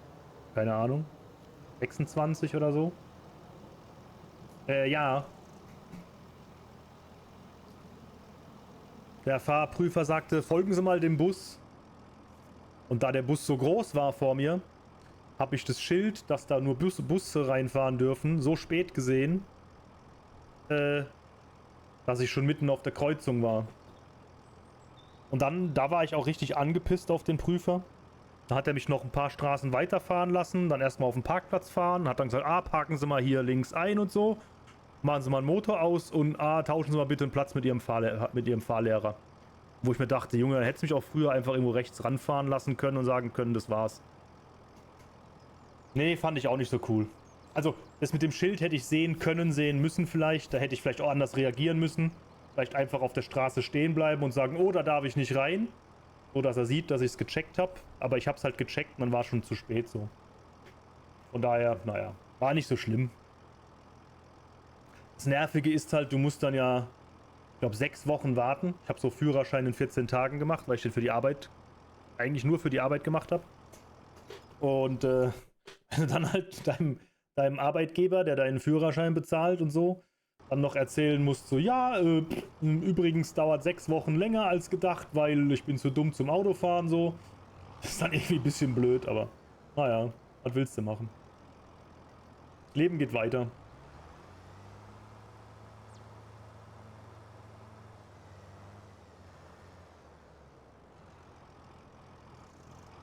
Ich glaube, wichtig ist immer, dass die sehen, dass du es merkst. Und das war, glaube ich, mein Problem. Ja, ja, dann beim zweiten Mal habe ich es geschafft. Hatte ich aber auch eine sehr miese Situation beim zweiten Mal. Stand ich an der Kreuzung und sollte geradeaus fahren. Dann kam von rechts ein Auto, den habe ich fahren lassen. Und auf der anderen gegenüberliegenden Seite von der Kreuzung war so eine Verkehrsinsel. Da kam einer angelaufen. Oder mit dem Fahrrad, ich weiß gar nicht mehr. Kam einer von der Seite, der lief dann über die Mitte. Und rechts stand einer mit seinem Hund. Und ich habe die gesehen, habe dann auch hingeguckt und kurz gewartet. Und dann ist der andere rüber mit dem Fahrrad und ist bei dem mit dem Hund stehen geblieben, weil die sich wohl kannten. Dann habe ich ein bisschen gezögert und bin dann losgefahren. Und da hat der Prüfer mich im Nachgang drauf angesprochen, hat gemeint, da die Situation mit den Fußgängern und so. Das war schon kritisch, aber dadurch, dass er im Spiegel gesehen hat, dass ich mit denen Blickkontakt hatte, war das okay. Ja, er hat gemeint, ich hätte da warten müssen. Sag ich, ja, wie lange soll ich denn da warten? Bis die fertig gesprochen haben? Der mit dem Fahrrad dann weggefahren ist und der mit dem Hund auch über die Straße ist. Ich meine, nee, war schon richtig so, aber hätte er nicht, dadurch, dass ich halt viel Kopf bewegt habe, hat er gemeint, war für ihn ersichtlich, dass ich das gesehen habe. Und, also, er hat mich nur darauf angesprochen, ne, was kritische Situationen waren. Aber hat mir dann auch gesagt, warum er das dann doch positiv bewertet hat. Fand ich auch gut, da ein bisschen Feedback zu kriegen.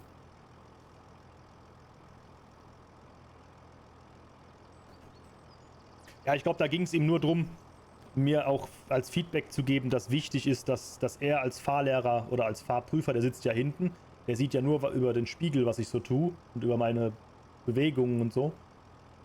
Und da war ihm das, glaube ich, einfach, ich weiß nicht warum, war ihm das wichtig mitzuteilen, dass das eine schwierige Situation war und dass aber er gesehen hat, wie ich das, ne, dass ich Blickkontakt hatte über den Spiegel, hat er gesehen, dass ich da rausgeguckt habe und so. Mal gucken, wie ich mich anstelle, ja. Machst du dir so viel Sorgen? Also ich war aufgeregt, keine Frage. Deswegen bin ich beim ersten Mal auch dann vor lauter da durch, ne? Ich war so damit beschäftigt, alles gut zu machen und zu machen, was der Prüfer mir sagt. Ne? Seinen Anweisungen Folge zu leisten und dass ich dann halt zu sehr seinen Anweisungen gefolgt bin. So.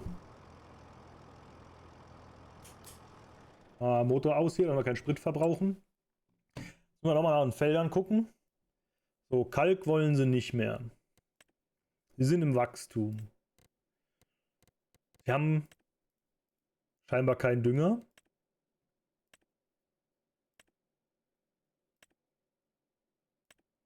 Gerste, Wachstum.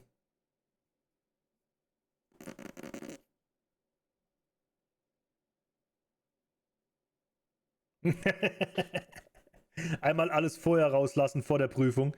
Vielleicht auch nicht die schlechteste Idee. Wer weiß. Ja, komm, wir gönnen uns noch einen Düngerstreuer. Wir haben noch 340.000. Oh, wo ist denn die ganze Kohle hin? So eine Feldspritze hier, ne? Weil den haben wir ja theoretisch als Düngerstreuer. Wollen wir aber nicht.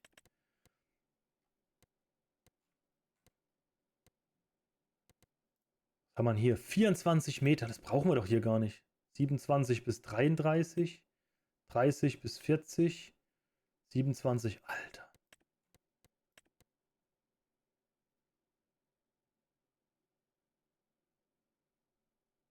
F40 immer geil. Schön handgerissen. Hast dann auch Haarschaltung?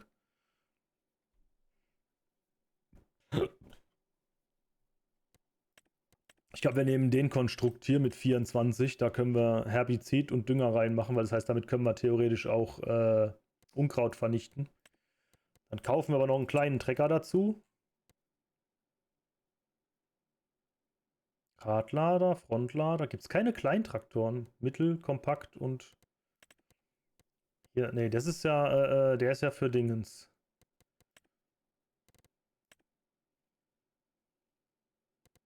...155 Pesen. Was braucht denn die Feldspritze überhaupt, die kleine hier?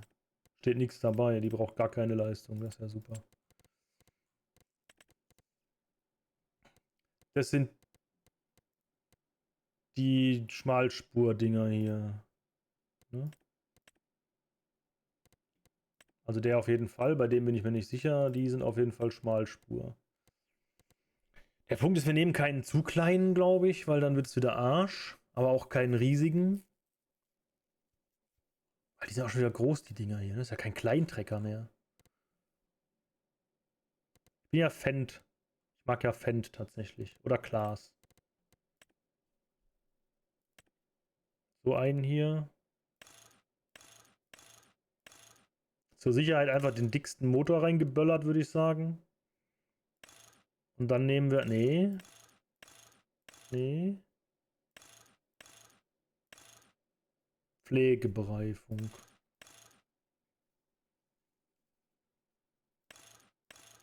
So. Oh, Black Beauty Edition. Ja, komm, da können wir hier einen Frontlader mitnehmen. Das ist eigentlich eine sehr gute Idee.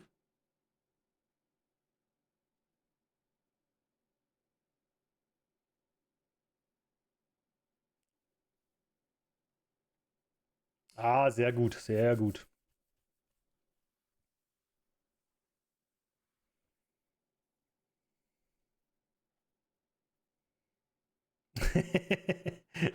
Ja, da wird es dann aber schwierig, auch mit dem Prüfer, glaube ich. Wir nehmen den Quicke, ne? Ich habe keine Ahnung, ob die kompatibel sind. Ja, Black Beauty ist so dunkel. Weiß ich nicht. Pflegebereifung. Trellborg.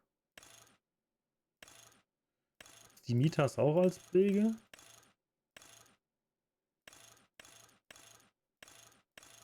Nö.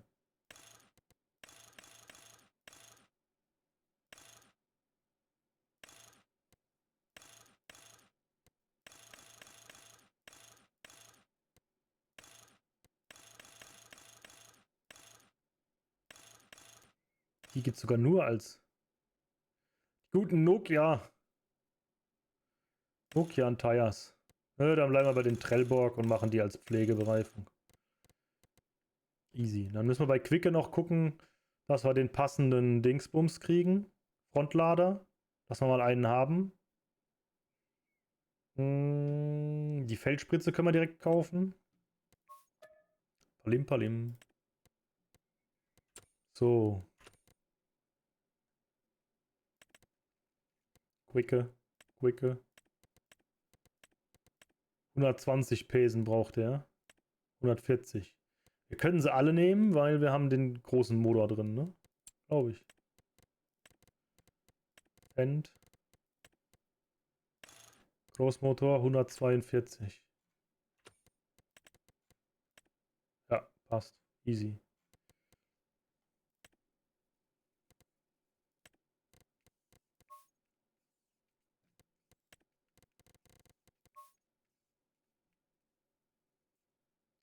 Gut, soweit. Kann nicht klagen. Also alles beim Alten so, ne? Wie immer.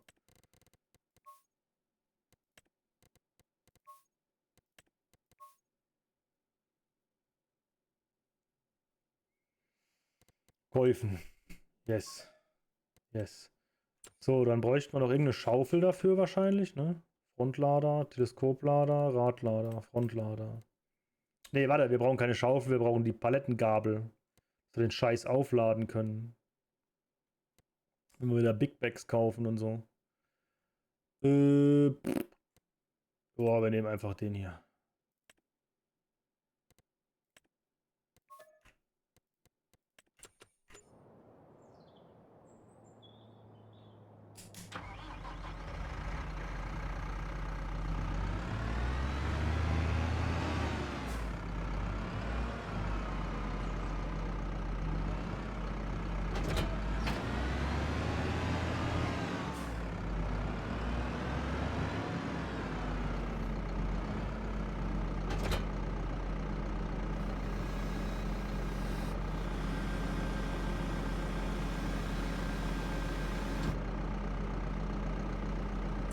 So, und jetzt brauchen wir noch Feldspritze vorne hinten. Und dann sind wir bald schon pleite, Alter. Fällt mir gerade so auf.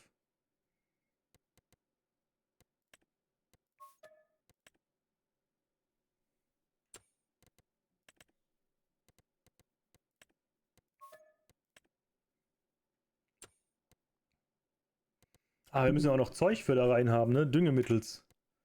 Flüssig Düngemittels. Saatgut? Ne, hier. Da. Verbrauchsgut. Flützigdünger. Flützigdünger. Was ist der Unterschied? Blauer?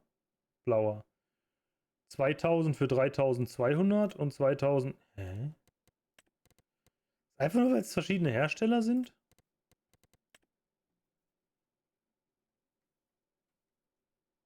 Wir nehmen Corvette.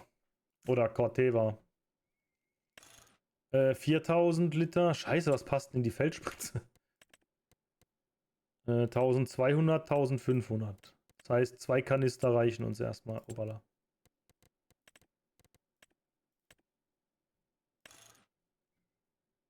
Kaufen, kaufen. Ding. Dingsi. Ja, gut, alles. Neuer Job. Seit einer Weile. Wie immer. Macht es. Und dann? Gibt's was zum Essen? Kochst du oder? Nein, nein, nicht umfallen da.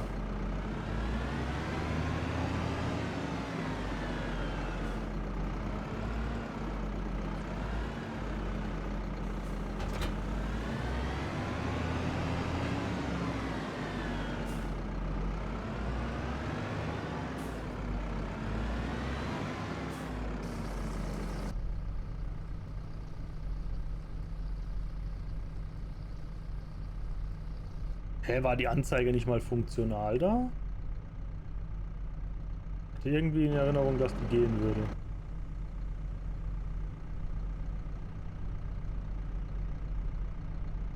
Ah, wir haben vorne nur aufgefüllt, oder wie?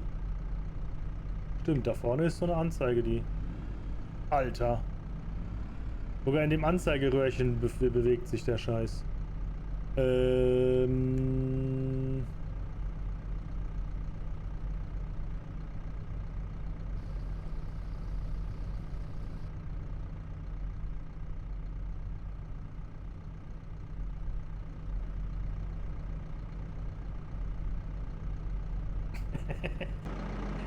Ah ja.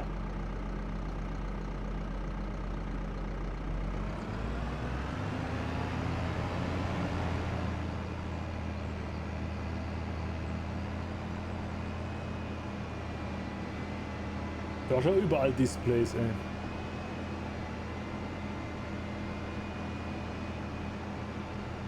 Mach es dann tatsächlich immer mit dem Handy.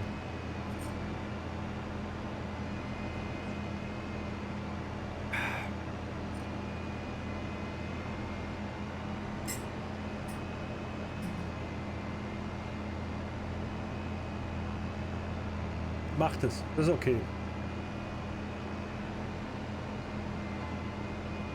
Einfach Panzertape drüber kleben.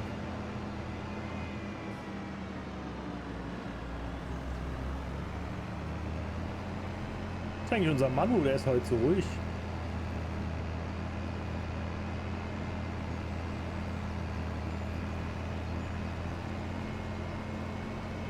Ist er noch da?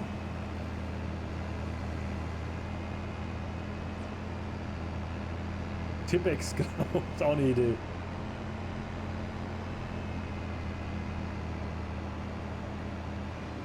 Wollen wir mal kurz aufpassen hier? Wir stellen mal kurz den...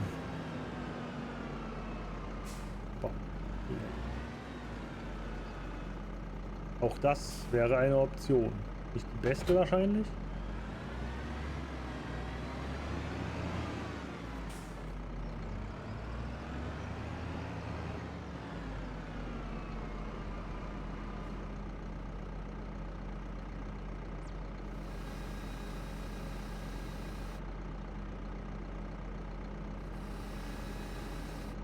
Ja, das ist auch immer so dauerhaft dann, ne?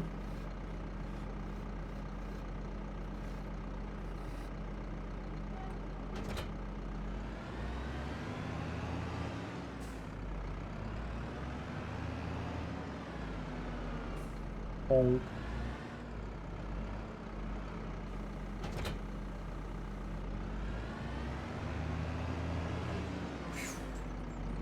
Fast wäre ich da reingedübelt. So, meine liebe Feldspritze. Zusatztank senken. Bisschen arg niedrig. Nee, nee. Zusatztank anschalten. Nee, warum soll ich... Ach, den muss ich auch. Eieieiei.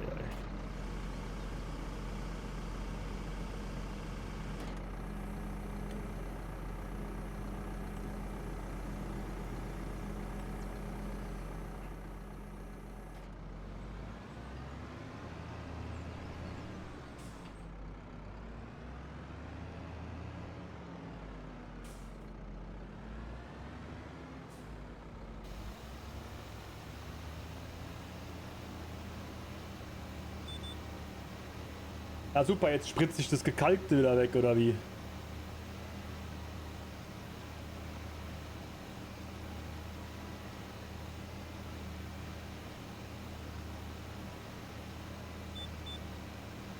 Düt, düt.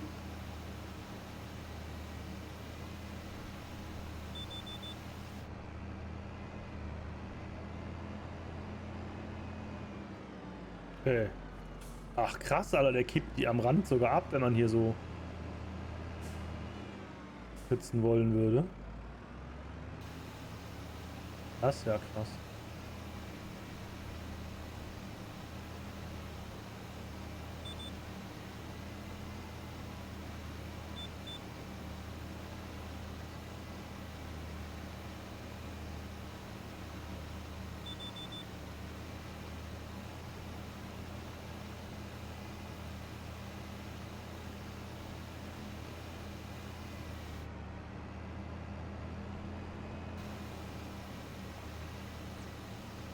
Der Mähdrescher ist meiner, ja.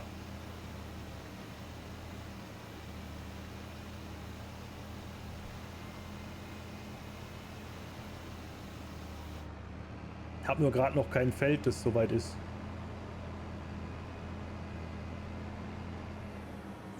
Schöner Alter.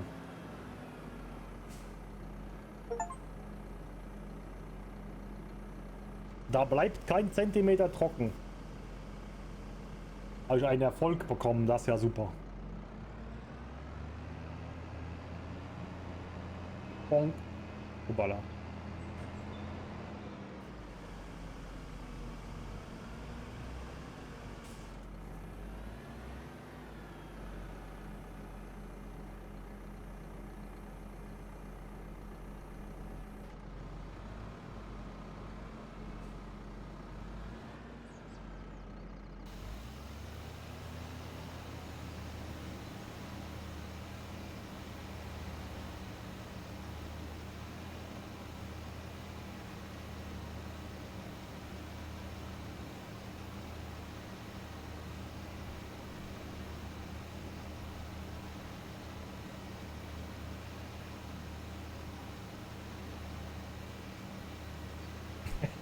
Ich mag, das ist mit ein Grund, warum ich Farm Simulator so toll finde, weil ich Technik mag, ne? So, jetzt können wir nämlich, das ist nämlich auch geil, das gab es früher nicht. Wir können die Breite irgendwie einstellen. Jetzt muss ich auch noch mal rausfinden, wie das ging.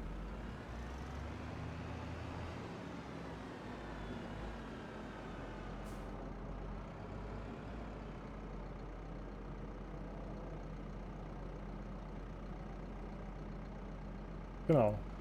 Ah, okay, zählt aber ab der Mitte, nicht links, rechts.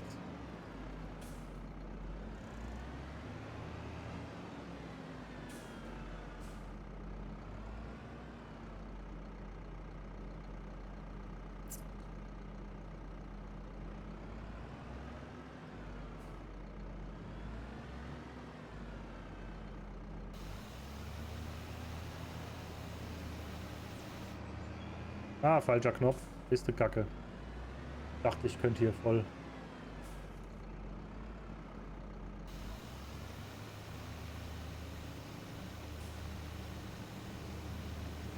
Meinst du so?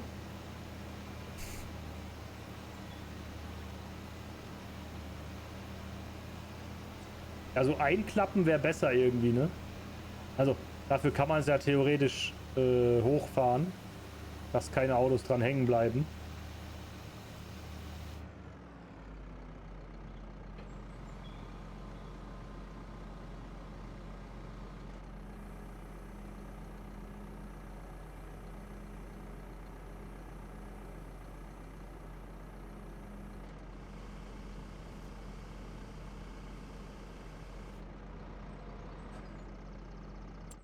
So, jetzt gucken wir mal die Felder an, was die so sagen.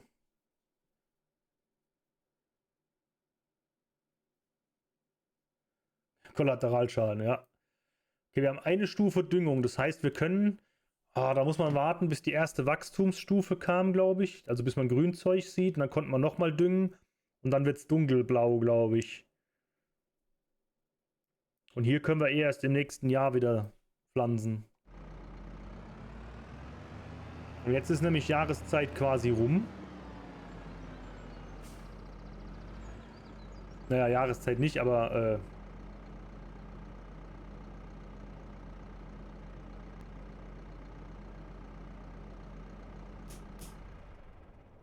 übrigens, was du noch gar nicht gesehen hast, Lord, ne? Ich hab hier so ein geiles Zündschloss. Da kann ich einen Trecker mit anmachen.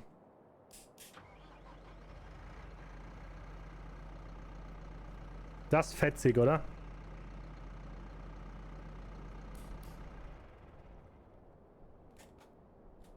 War einfach bei der Collectors Edition dabei. Das habe ich jetzt aktuell noch hier stehen. Langfristig wird es wahrscheinlich an meinem Racing Rig landen. Weil es da irgendwie thematisch noch besser hinpasst, als hier zum Trecker fahren. So, wie viel Wasser hat das Ding denn noch? 3600 Liter. Okay, das reicht locker. Können wir hier schon irgendwas machen? Beim Gewächshaus, das ist die Pilzfarm. Gehört mir. Läuft, läuft. Ist produziert. Da kann man hier minimal Licht reinlassen, oder wie? Das ist ja cool. Macht mein anderes Gewächshaus da hinten. Boing. Das finde ich ein bisschen doof, dass er so langsam wird beim Rennen. Boing. Mal da rein? Nee.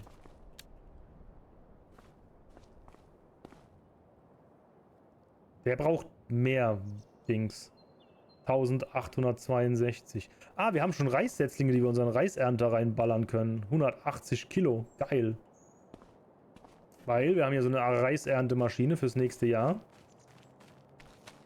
Und wenn wir dann nämlich viel Reis selber produzieren, Setzlinge mit Wasser, dann müssen wir die nicht kaufen und können die später in unsere Reisfelder reinballern. Sehr cool. Ja. Da sind extra die Reisfelder, die muss man extra bauen. Hier. Die sind auch so ein bisschen tiefer. Und hier... Das habe ich noch nicht ganz gecheckt. Muss man nämlich dann die Felder fluten. Das heißt, du pflanzt den an, den Reis. Nach dem Anpflanzen muss man irgendwie den fluten mit Wasser. Wahrscheinlich mit dem Trecker rückwärts dran fahren oder so an die Pumpe. Und dann ist da Wasser drin. Im Reisfeld. Ich kann jetzt die Taschenlampe wieder wegpacken. Hoppala. Aussteigen, mein Freund. Dankeschön. Nein. Hoppala. Ah, mit F.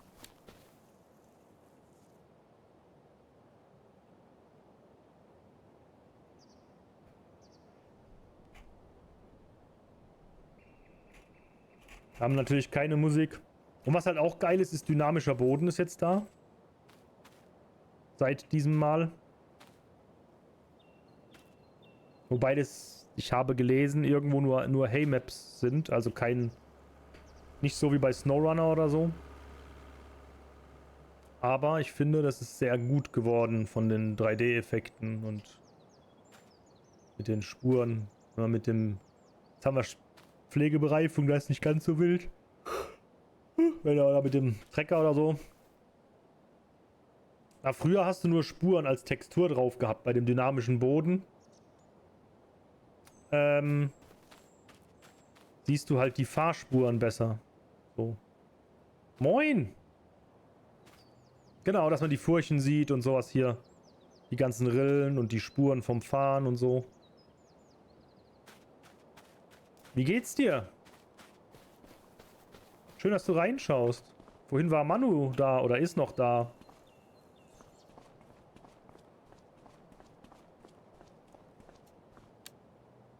Hat's heute nicht so mit dem Schreiben, glaube ich. Ach, guck mal, da ist er. Wie mache ich jetzt hier Licht wieder aus? Da. Da war Licht aus an. Das ist auch vollkommen okay. Mache ich auch oft. Da, wenn ich bei Stefan zugucke, dann bin ich meistens auch eher so mal kurz Hallo reingerufen und dann hört man von mir nichts mehr. Von daher ist es, finde ich es vollkommen legitim. Ich mache das auch gerne. Wir könnten eigentlich mal unsere ganzen Gerätschaften putzen. Und da wir ja jetzt den Dingsi hier nicht mehr wie früher irgendwo hinbauen und der dann feste da steht, können wir den ja eigentlich immer dahin fahren, wo wir ihn brauchen hier. Nee, so nicht. So. Bitte Motor starten. Okay. Voila. Hui. Fährt sich aber wie Arsch. Alles fein? Sehr schön. Ja, bei mir auch. Kann mich nicht beklagen. Beklären. Ja, beklagen. So rum. Gib mir die Lanze. Sir Lancelot. Hallo? Ah, nur noch draufhalten, oder? Das war, glaube ich, früher auch schon so. Dann mehr so nur...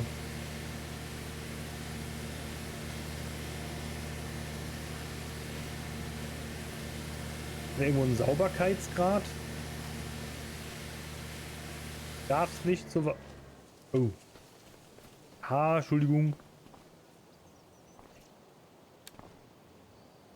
Hallo? Könnte ich mal die Lanze haben, bitte? Herr wie Lanze, ne?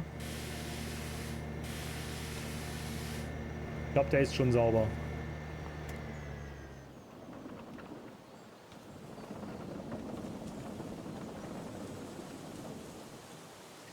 Ja, das ist eigentlich ganz witzig, weil früher musste man den fest bauen, dann stand er immer an einer Stelle auf seinem Bauernhof und mittlerweile kann man den rumschieben. Hat aber auch den Nachteil, wir mussten den sogar von unserem Händler hier, da ist unser Händler, bis nach Hause schieben, den Scheißkasten. Das war nicht so cool.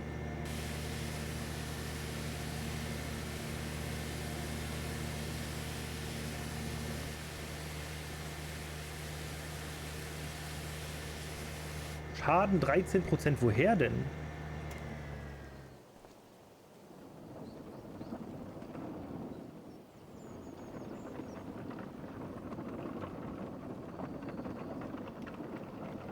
So, die restlichen Maschinen sind ja eigentlich alle okay. So, na, wobei, nee, der hier ist schon ein bisschen dreckig. So.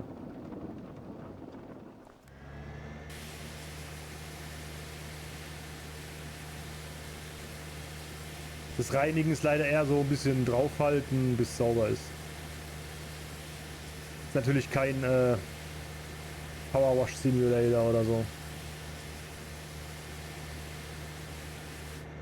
Naja, bestimmt. Aber wir hatten da noch keinen Dings da, Bums da. Hier. Den kleinen grünen da hinten hatten wir noch nicht. Und ja. Dann haben wir versucht, den auf unseren Piaggio Ape drauf zu kriegen, von Hand. Das hat nicht funktioniert. Und dann habe ich gedacht, komm, bevor ich noch mehr ewig rummache, hebe ich ihn einfach selber drauf. Also fahre ich ihn einfach nach Hause.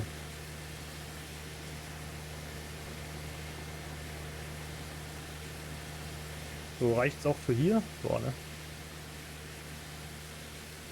Also ein bisschen, hier so ein bisschen, da nochmal, da unten noch was Zinke und so.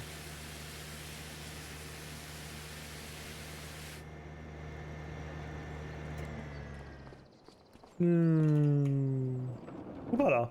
Boing, boing.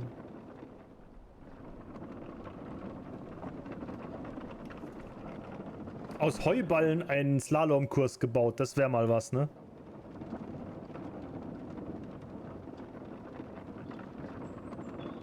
Oh, warte mal. Heuballen, Slalomkurs. War das hier?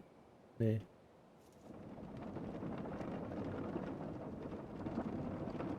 Da gibt's auf der Startkarte, glaube ich, war's. Gibt's nämlich so ein So ein Heustober. Ein Heuboden. Da ist oben, glaube ich, so ein Heulabyrinth.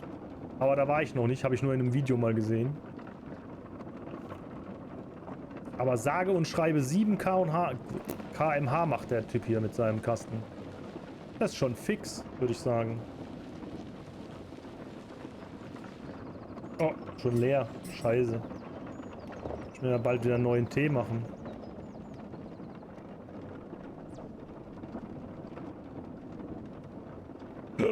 So, der Mähdrescher ist auch ein bisschen dreckig. Sehe ich gerade.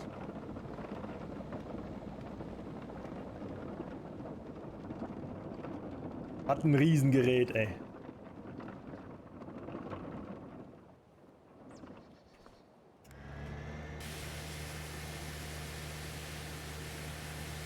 That's what he said.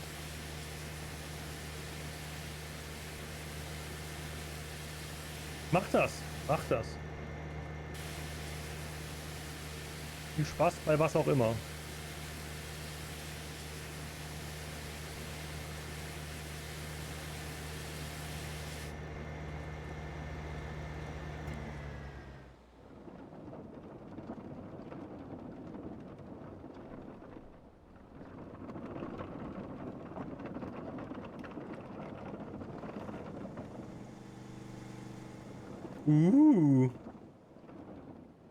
Da müssen wir ja bald wieder auf dem YouTube-Kanal reingucken.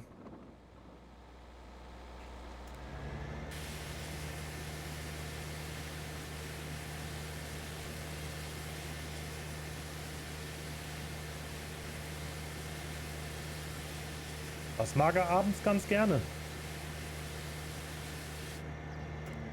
Irgendwas überlesen. Ach, Tee. Ja, gebrannte Mandeln mit Honig. Den Honig kippe ich da selber rein. Ganz crazy, wie ich bin.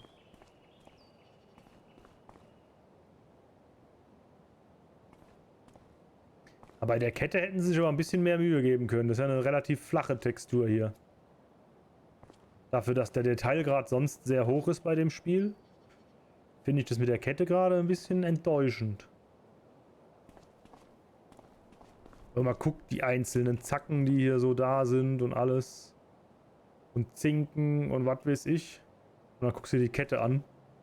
Und dann ist es so Texturwerk aus Spielen von 1995.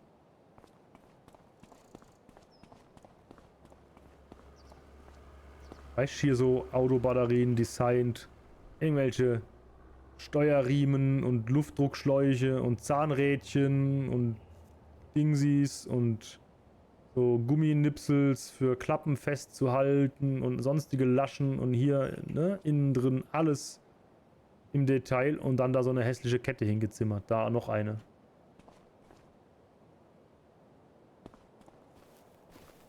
Aber Hauptsache jede Sechskantschraube, ne? Hier. Schön detailliert. Und guck mal, das Zahnrad zum Verstellen hier. Wahnsinn. Und die komischen Gumminupsis da unten drin. Auf der Rüttelplatte. Und dann diese hässliche Kette. Mensch. Hat sich das denn ausgedacht? Ja, oder? Also ohne Spaß. So viele Details und so und dann so eine Kette dahin. Kann man hier eigentlich... Ha! Kann ich. Komm schon. Ja, bei manchen klappt es manchmal, dass man so hochkommt.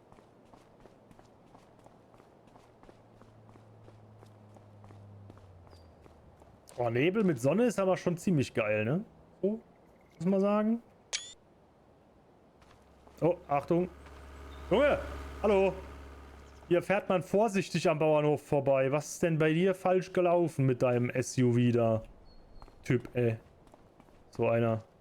Unglaublich. Ich will direkt auch ein SUV kaufen. Was haben wir denn fein? Oh, Moped. Piaggio Ape haben wir. Oh, die sind alle... sowas gab es schon früher. Das ist dann der größere Viersitzer. Guck mal hier, mit Dingsy. Konfigurieren. Ist das dann ein Knicklenker? Nee. Mit Ladefläche. Cool. Dann wieder den alten. Und den Lizard, der ein Ford sein soll wahrscheinlich. Und jetzt gibt es noch so einen Skoda Kodiaq. Da haben sie sogar eine Lizenz gekauft, ey. Unglaublich. Uah. Aber Moped finde ich auch cool. Interessante Idee. Gute Schneeraupe zum Schneeschieben im Winter. Und die Rover. Die Rübenmaus. Junge, das sind riesige Teile, das ist brutal. So eine habe ich mal live gesehen. Oh, war gemein hier. Und so eine Ropa.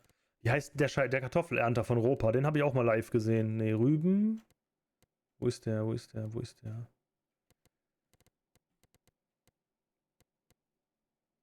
Spinaternter, Buschbohnen, Erbsen. Kartoffeltechnik. Wie, den großen gibt's nicht mehr. Den ganz großen. Rübenverladung. Rübenernter. Nee, ja, so einen hier. Genau. So einen habe ich bei uns mal gesehen. Hier. Keine Ahnung. So ein Tiger 6 habe ich tatsächlich mal in echt gesehen. Das sind riesige Apparillos.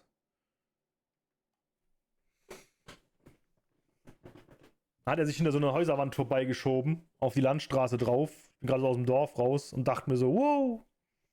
Bin ich erstmal stehen geblieben, bis der weg war. Er hat eine Druckluftpistole da drin hängen, um seinen Dreck aus der Kabine zu pusten. Das ist ja interessant. Und der Detailgrad, ne? Wahnsinn. Immer wieder faszinierend. Die LED-Scheinwerferchen hier. Der Motor hinter den Abdeckungen. Rückfahrkamera. Und Umleuchte, ganz wichtig. Holmer. Was haben wir hier? Buschbohnen-Erntemaschine. Spinaternter. Gemüse-Erntetechnik. Ist ja dann für Karotten oder was? Ah ja, guck mal. Für Karotten, für rote Beete und für die anderen Dingsies.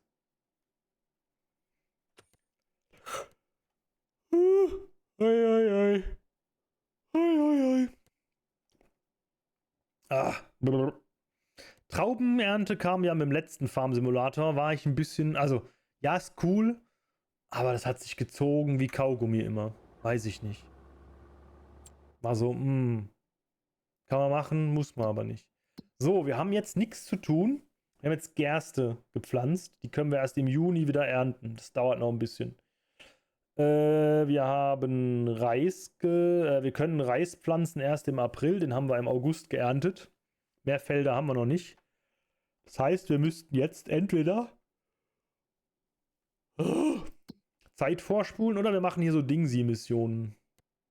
Düngen. Was will er? Ernten.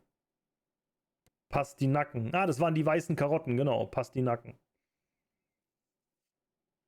Was will er da? Ernten.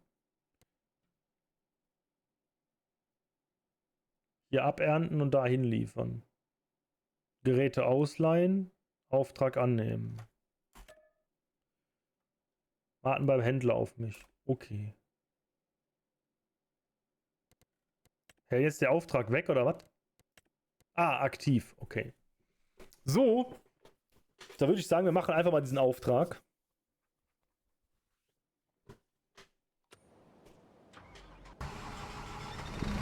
Boah, was ist das denn für ein krasser Apparillo, Alter.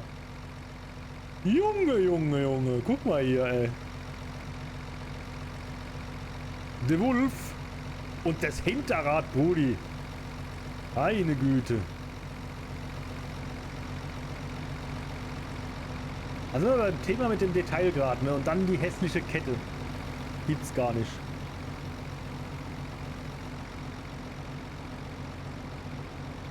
Alter. Schade, dass es nur statische Bilder sind, ne? Wenn die ganzen Kameras da noch echt wären und sich im Spiel echt, ne, du würdest, ihr wisst, was ich meine, man da wirklich noch sehen würde, wie das sich auf den Kameras da bewegt. Junge.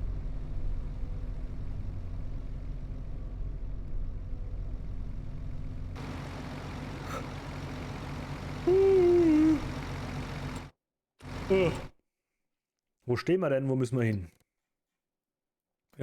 Ach du Scheiße. Fahren hier runter und dann die ganze Straße entlang. Da müssen wir abladen, Feld 15. Bis durch die Stadt und dann links hoch. Weil das ist nicht schneller hier. Nee. Definitiv nicht.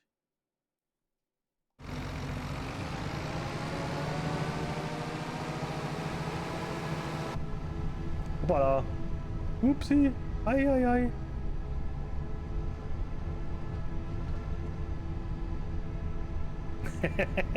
Ja, Mann. Also, es ist jetzt nichts Tragisches, weißt du? Aber guck mal, hier. Die Kette ist auch besser designt. Siehst du die rote Kette da? Oder ist die genauso hässlich und sieht von... Nein, guck mal.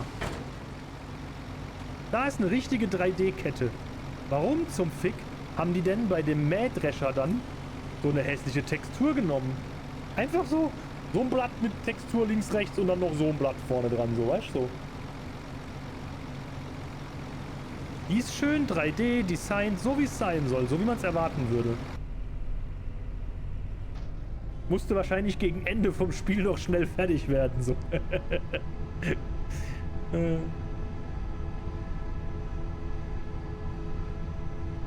Sind Details, was? Also aus meiner Sicht tatsächlich nichts Tragisches, aber da frage ich mich dann manchmal so, jo, warum? Gab's doch schon die Textur. Andere Farbe drauf, hingeklatscht beim Mähdrescher und gut ist. Möglicherweise, ne? Kann natürlich auch sein, dass der Mähdrescher, weil der ja Startausstattung ist, dass der relativ früh fertig war. Und dann war diese Kette nur ein Platzhalter. Einfach, dass sie da ist. Und gegen Ende der Entwicklungsphase hat keine Sau mehr dran gedacht, diese 2D-Textur gegen eine vernünftige Kette auszutauschen. Hat keiner mehr auf dem Schirm gehabt. So stelle ich mir das vor. Fahren wir überhaupt noch richtig? Ja. Wir fahren eigentlich immer hier geradeaus, komplett durch die Stadt durch, ne? Bis nicht mehr geht. Alles klar, easy. Könnten wir eigentlich auch Tempomat ranschmeißen.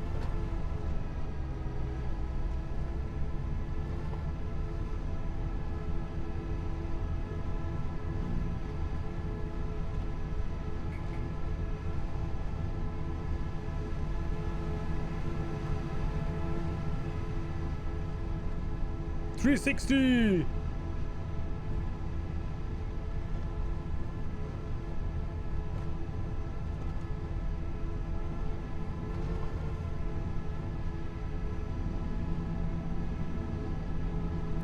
Möp, möp.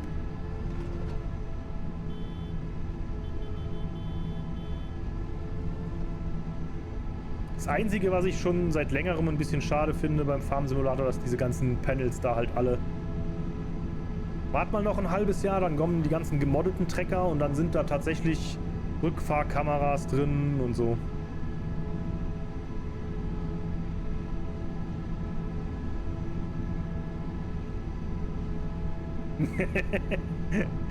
Ich weiß nicht, wie hoch die Wahrscheinlichkeit ist, so einen Mähdrescher nochmal zu sehen zu bekommen in nicht uralt verrostet. Weil ist ja tatsächlich auch ein relativ altes Gerät, ne?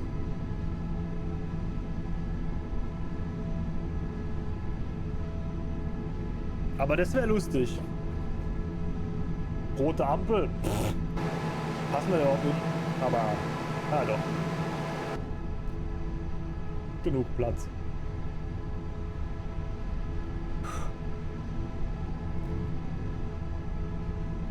Oh.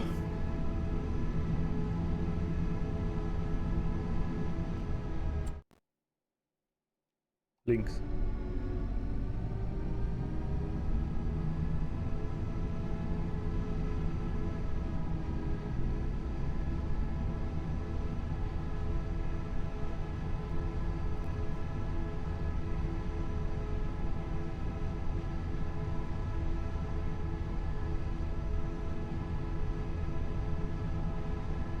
Aber spannendes Maschinchen. Ich bin mal gespannt, wenn der sich hier gleich auseinanderfaltet.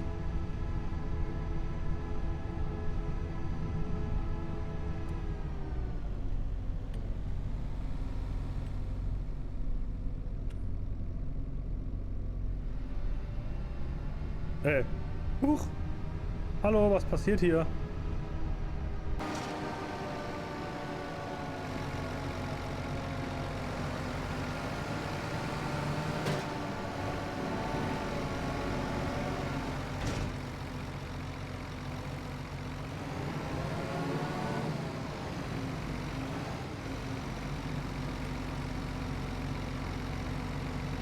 Fünf Runden Vorgewende.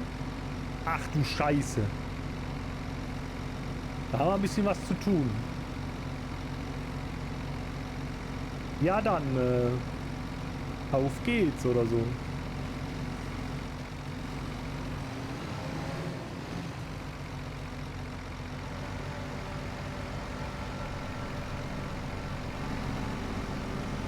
Gar nicht so viel, aber interessant hier dieses kleine Gegengewicht, was der ausfährt, damit er da rechts nicht umkippt.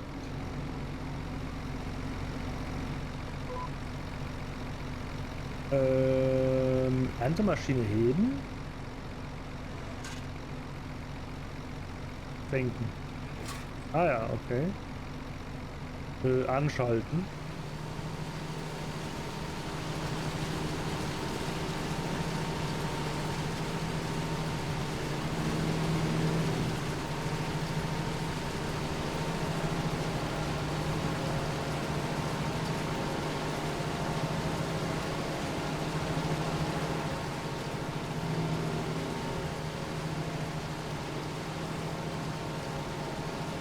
Oh, warte, wir haben gar keinen...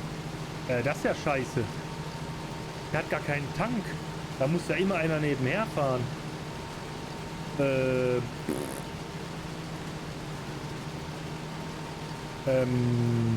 Ja.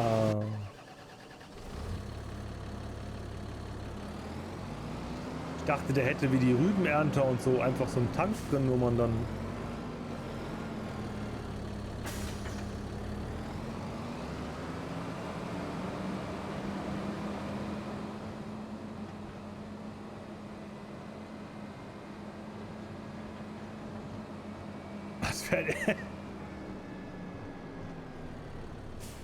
Was machen die denn hier? Leute, was ist los mit euch? Junge, stehst auf der falschen Straßenseite. Naja, nicht mein Problem.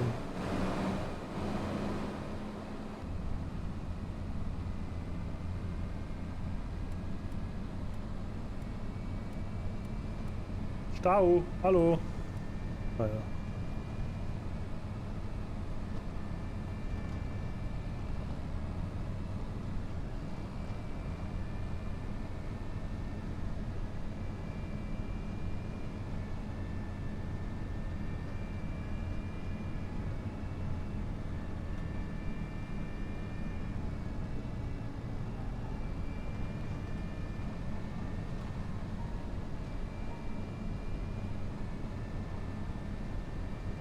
Erstmal wieder ein bisschen Klassikmusik angeschmissen hier. Die ist heute sehr leise.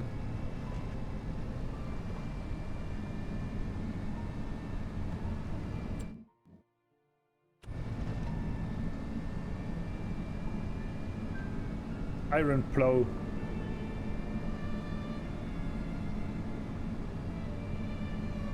Bob's Records. You Maki My Crazy. Alter. You Maki Me Crazy. Nochmal Bob's Record, okay. Fresh and irgendwas.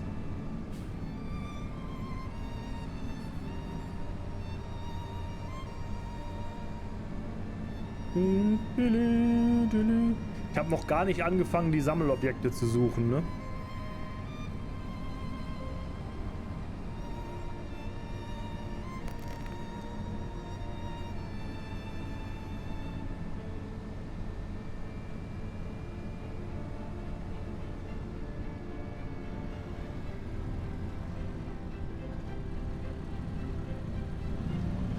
Also Problem hier dürfte wirklich sein, dass der hier halt keinen Tank hat.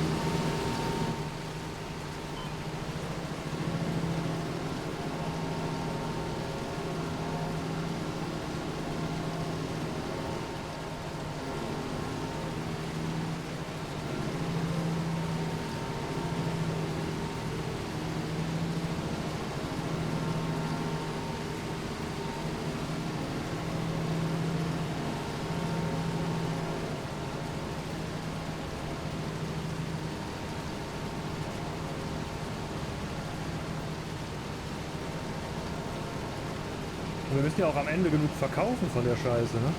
Voila.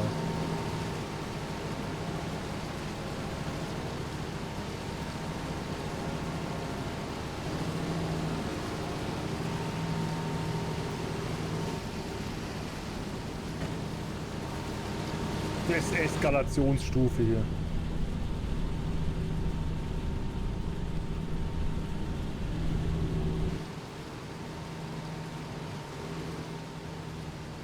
Ja, da fängt es ja schon an.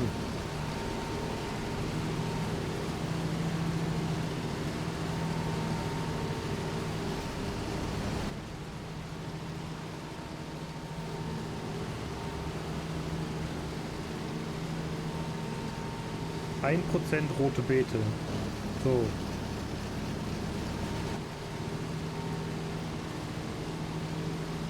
Hä? Bin doch aber. Weil jetzt müssen wir nämlich hier doch den KI-Helfer reinpacken. So. Und dann im Idealfall in den... Hallo? Junge, was...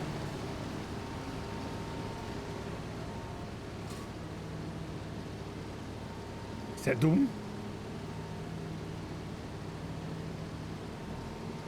Fahr doch alles kaputt, wenn ich daneben herfahre. Ah ne, ist nicht mein Feld, okay.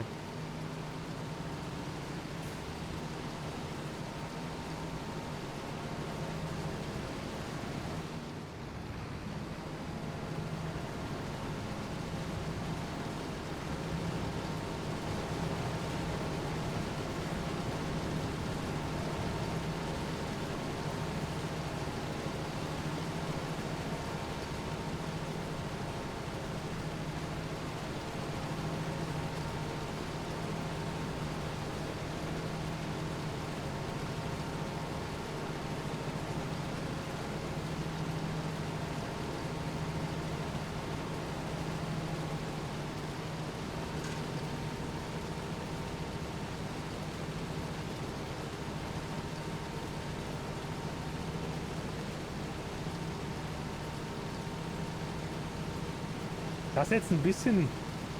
Wie macht man das denn am sinnvollsten, wenn man alleine ist jetzt?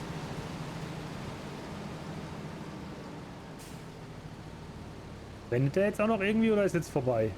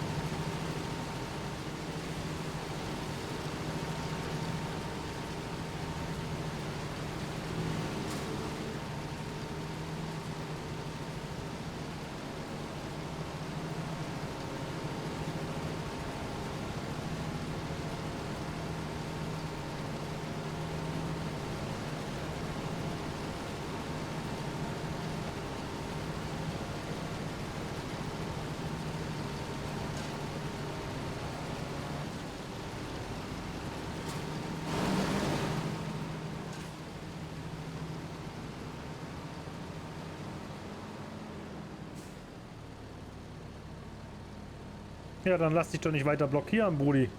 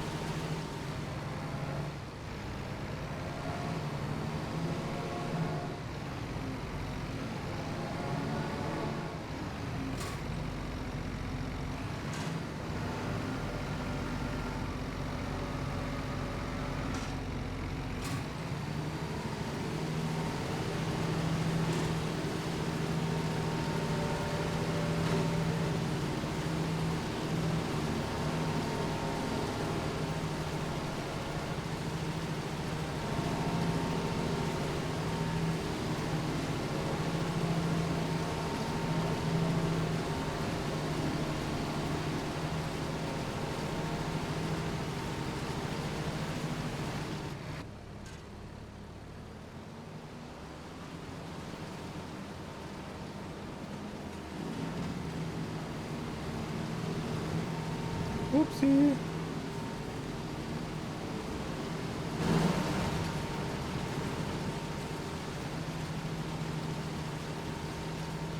Junge, könntest du da in Rüssel ein bisschen höher fahren, bitte?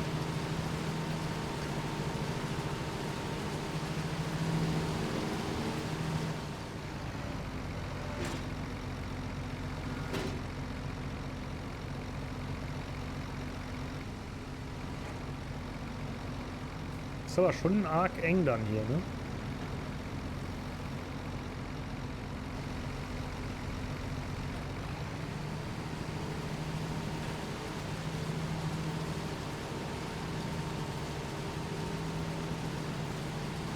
Du fahr! Hopp, hopp!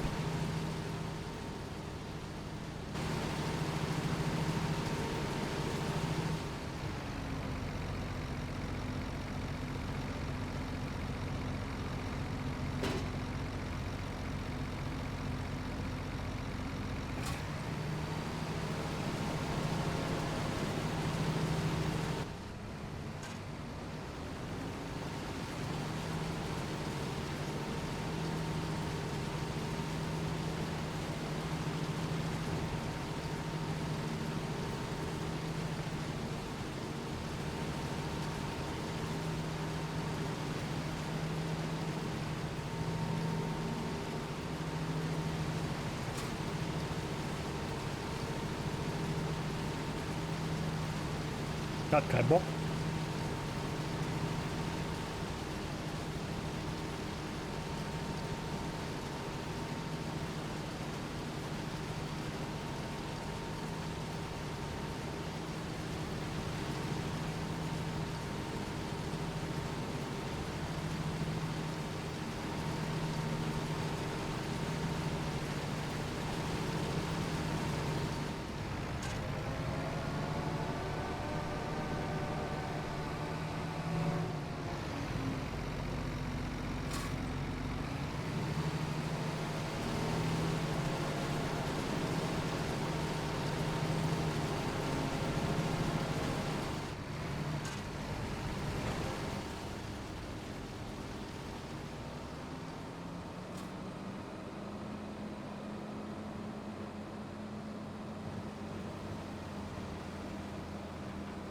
Der blöde Erntehelfer trollt mich so hart, ey.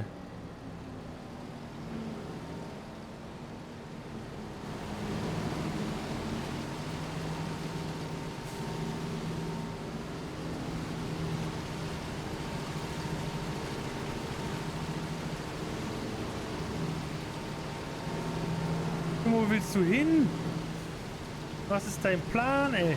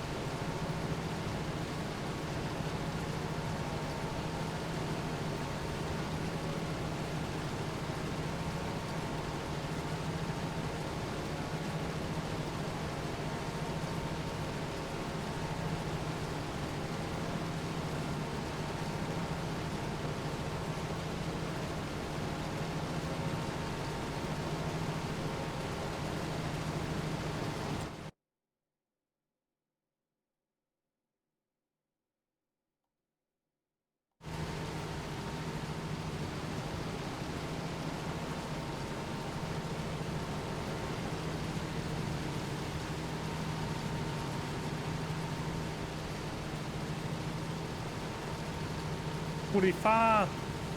Hopp, hopp.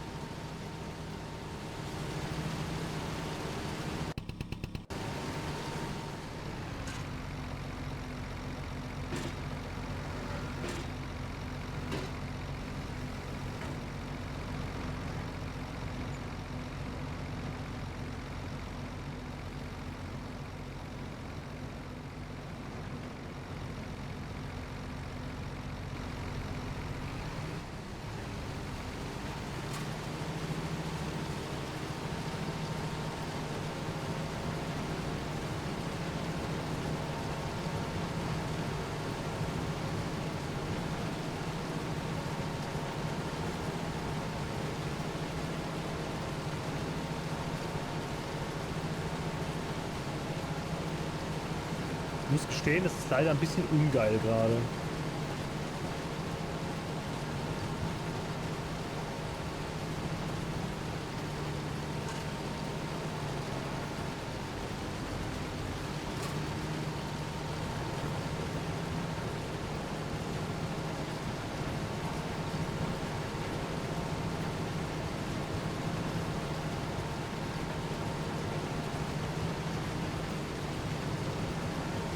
Wenn er einfach andersrum fahren würde, ne? Der Vogel. Dann müsste ich nicht mitten auf dem Feld fahren, dann könnte ich außenrum und so und Dings und so.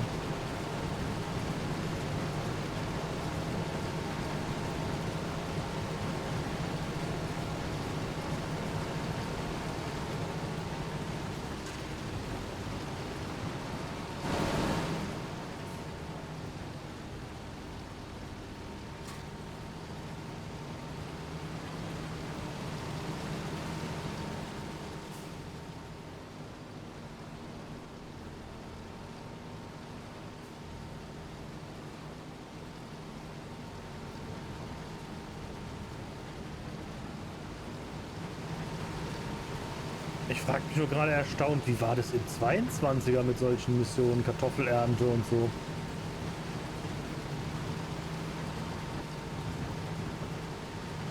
Konnte der Helfer da mehr?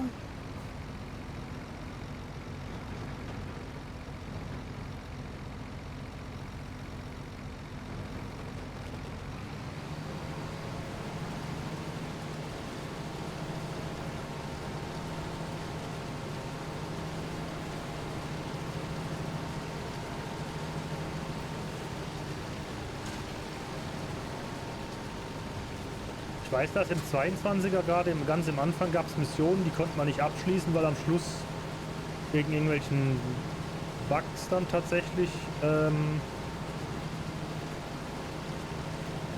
da Probleme bestanden, dass am Ende so 1% gefehlt hat oder so. Wenn du Fruchtzerstörung anhattest und hast dann irgendwie versehentlich zu viel Acker kaputt gefahren. Und dann gab es dann einfach Fruchtzerstörung und dann hast du am Schluss fehlt dir 1%. Jetzt haben wir hier schon 10%, was relativ viel ist für so ein großes Feld. Aber Auftrag ernten. Und wir müssen ja noch irgendwie abladen am Schluss. Ne? Und wenn mir dann am Schluss zu viel rote Beete fehlen, ich hier jetzt einen Haufen Zeit investiere, und am Schluss kriege ich nicht mehr die 5.000 Euro für die Mission, dann wird es halt schon ärgerlich.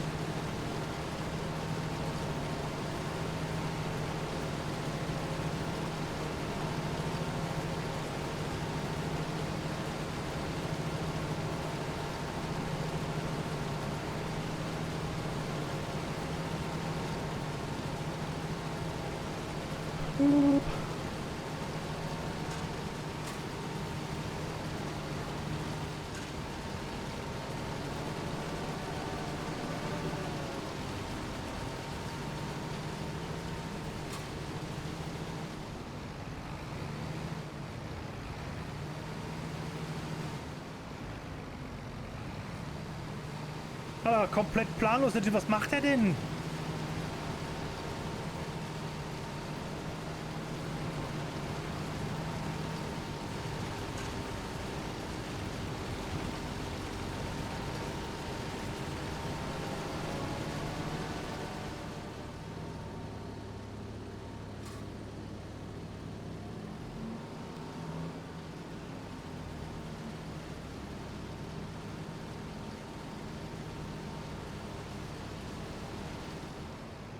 Junge, wo willst du hin?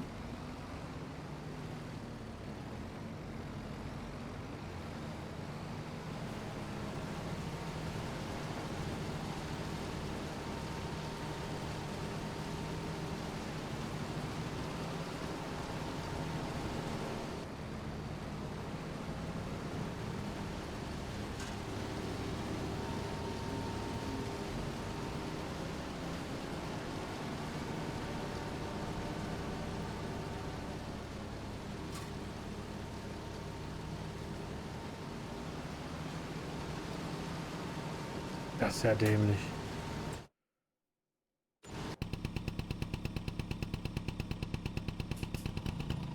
Das ist nicht cool. Brech mal direkt mal ab, die Mission ist ja richtiger Krampf hier. Katze.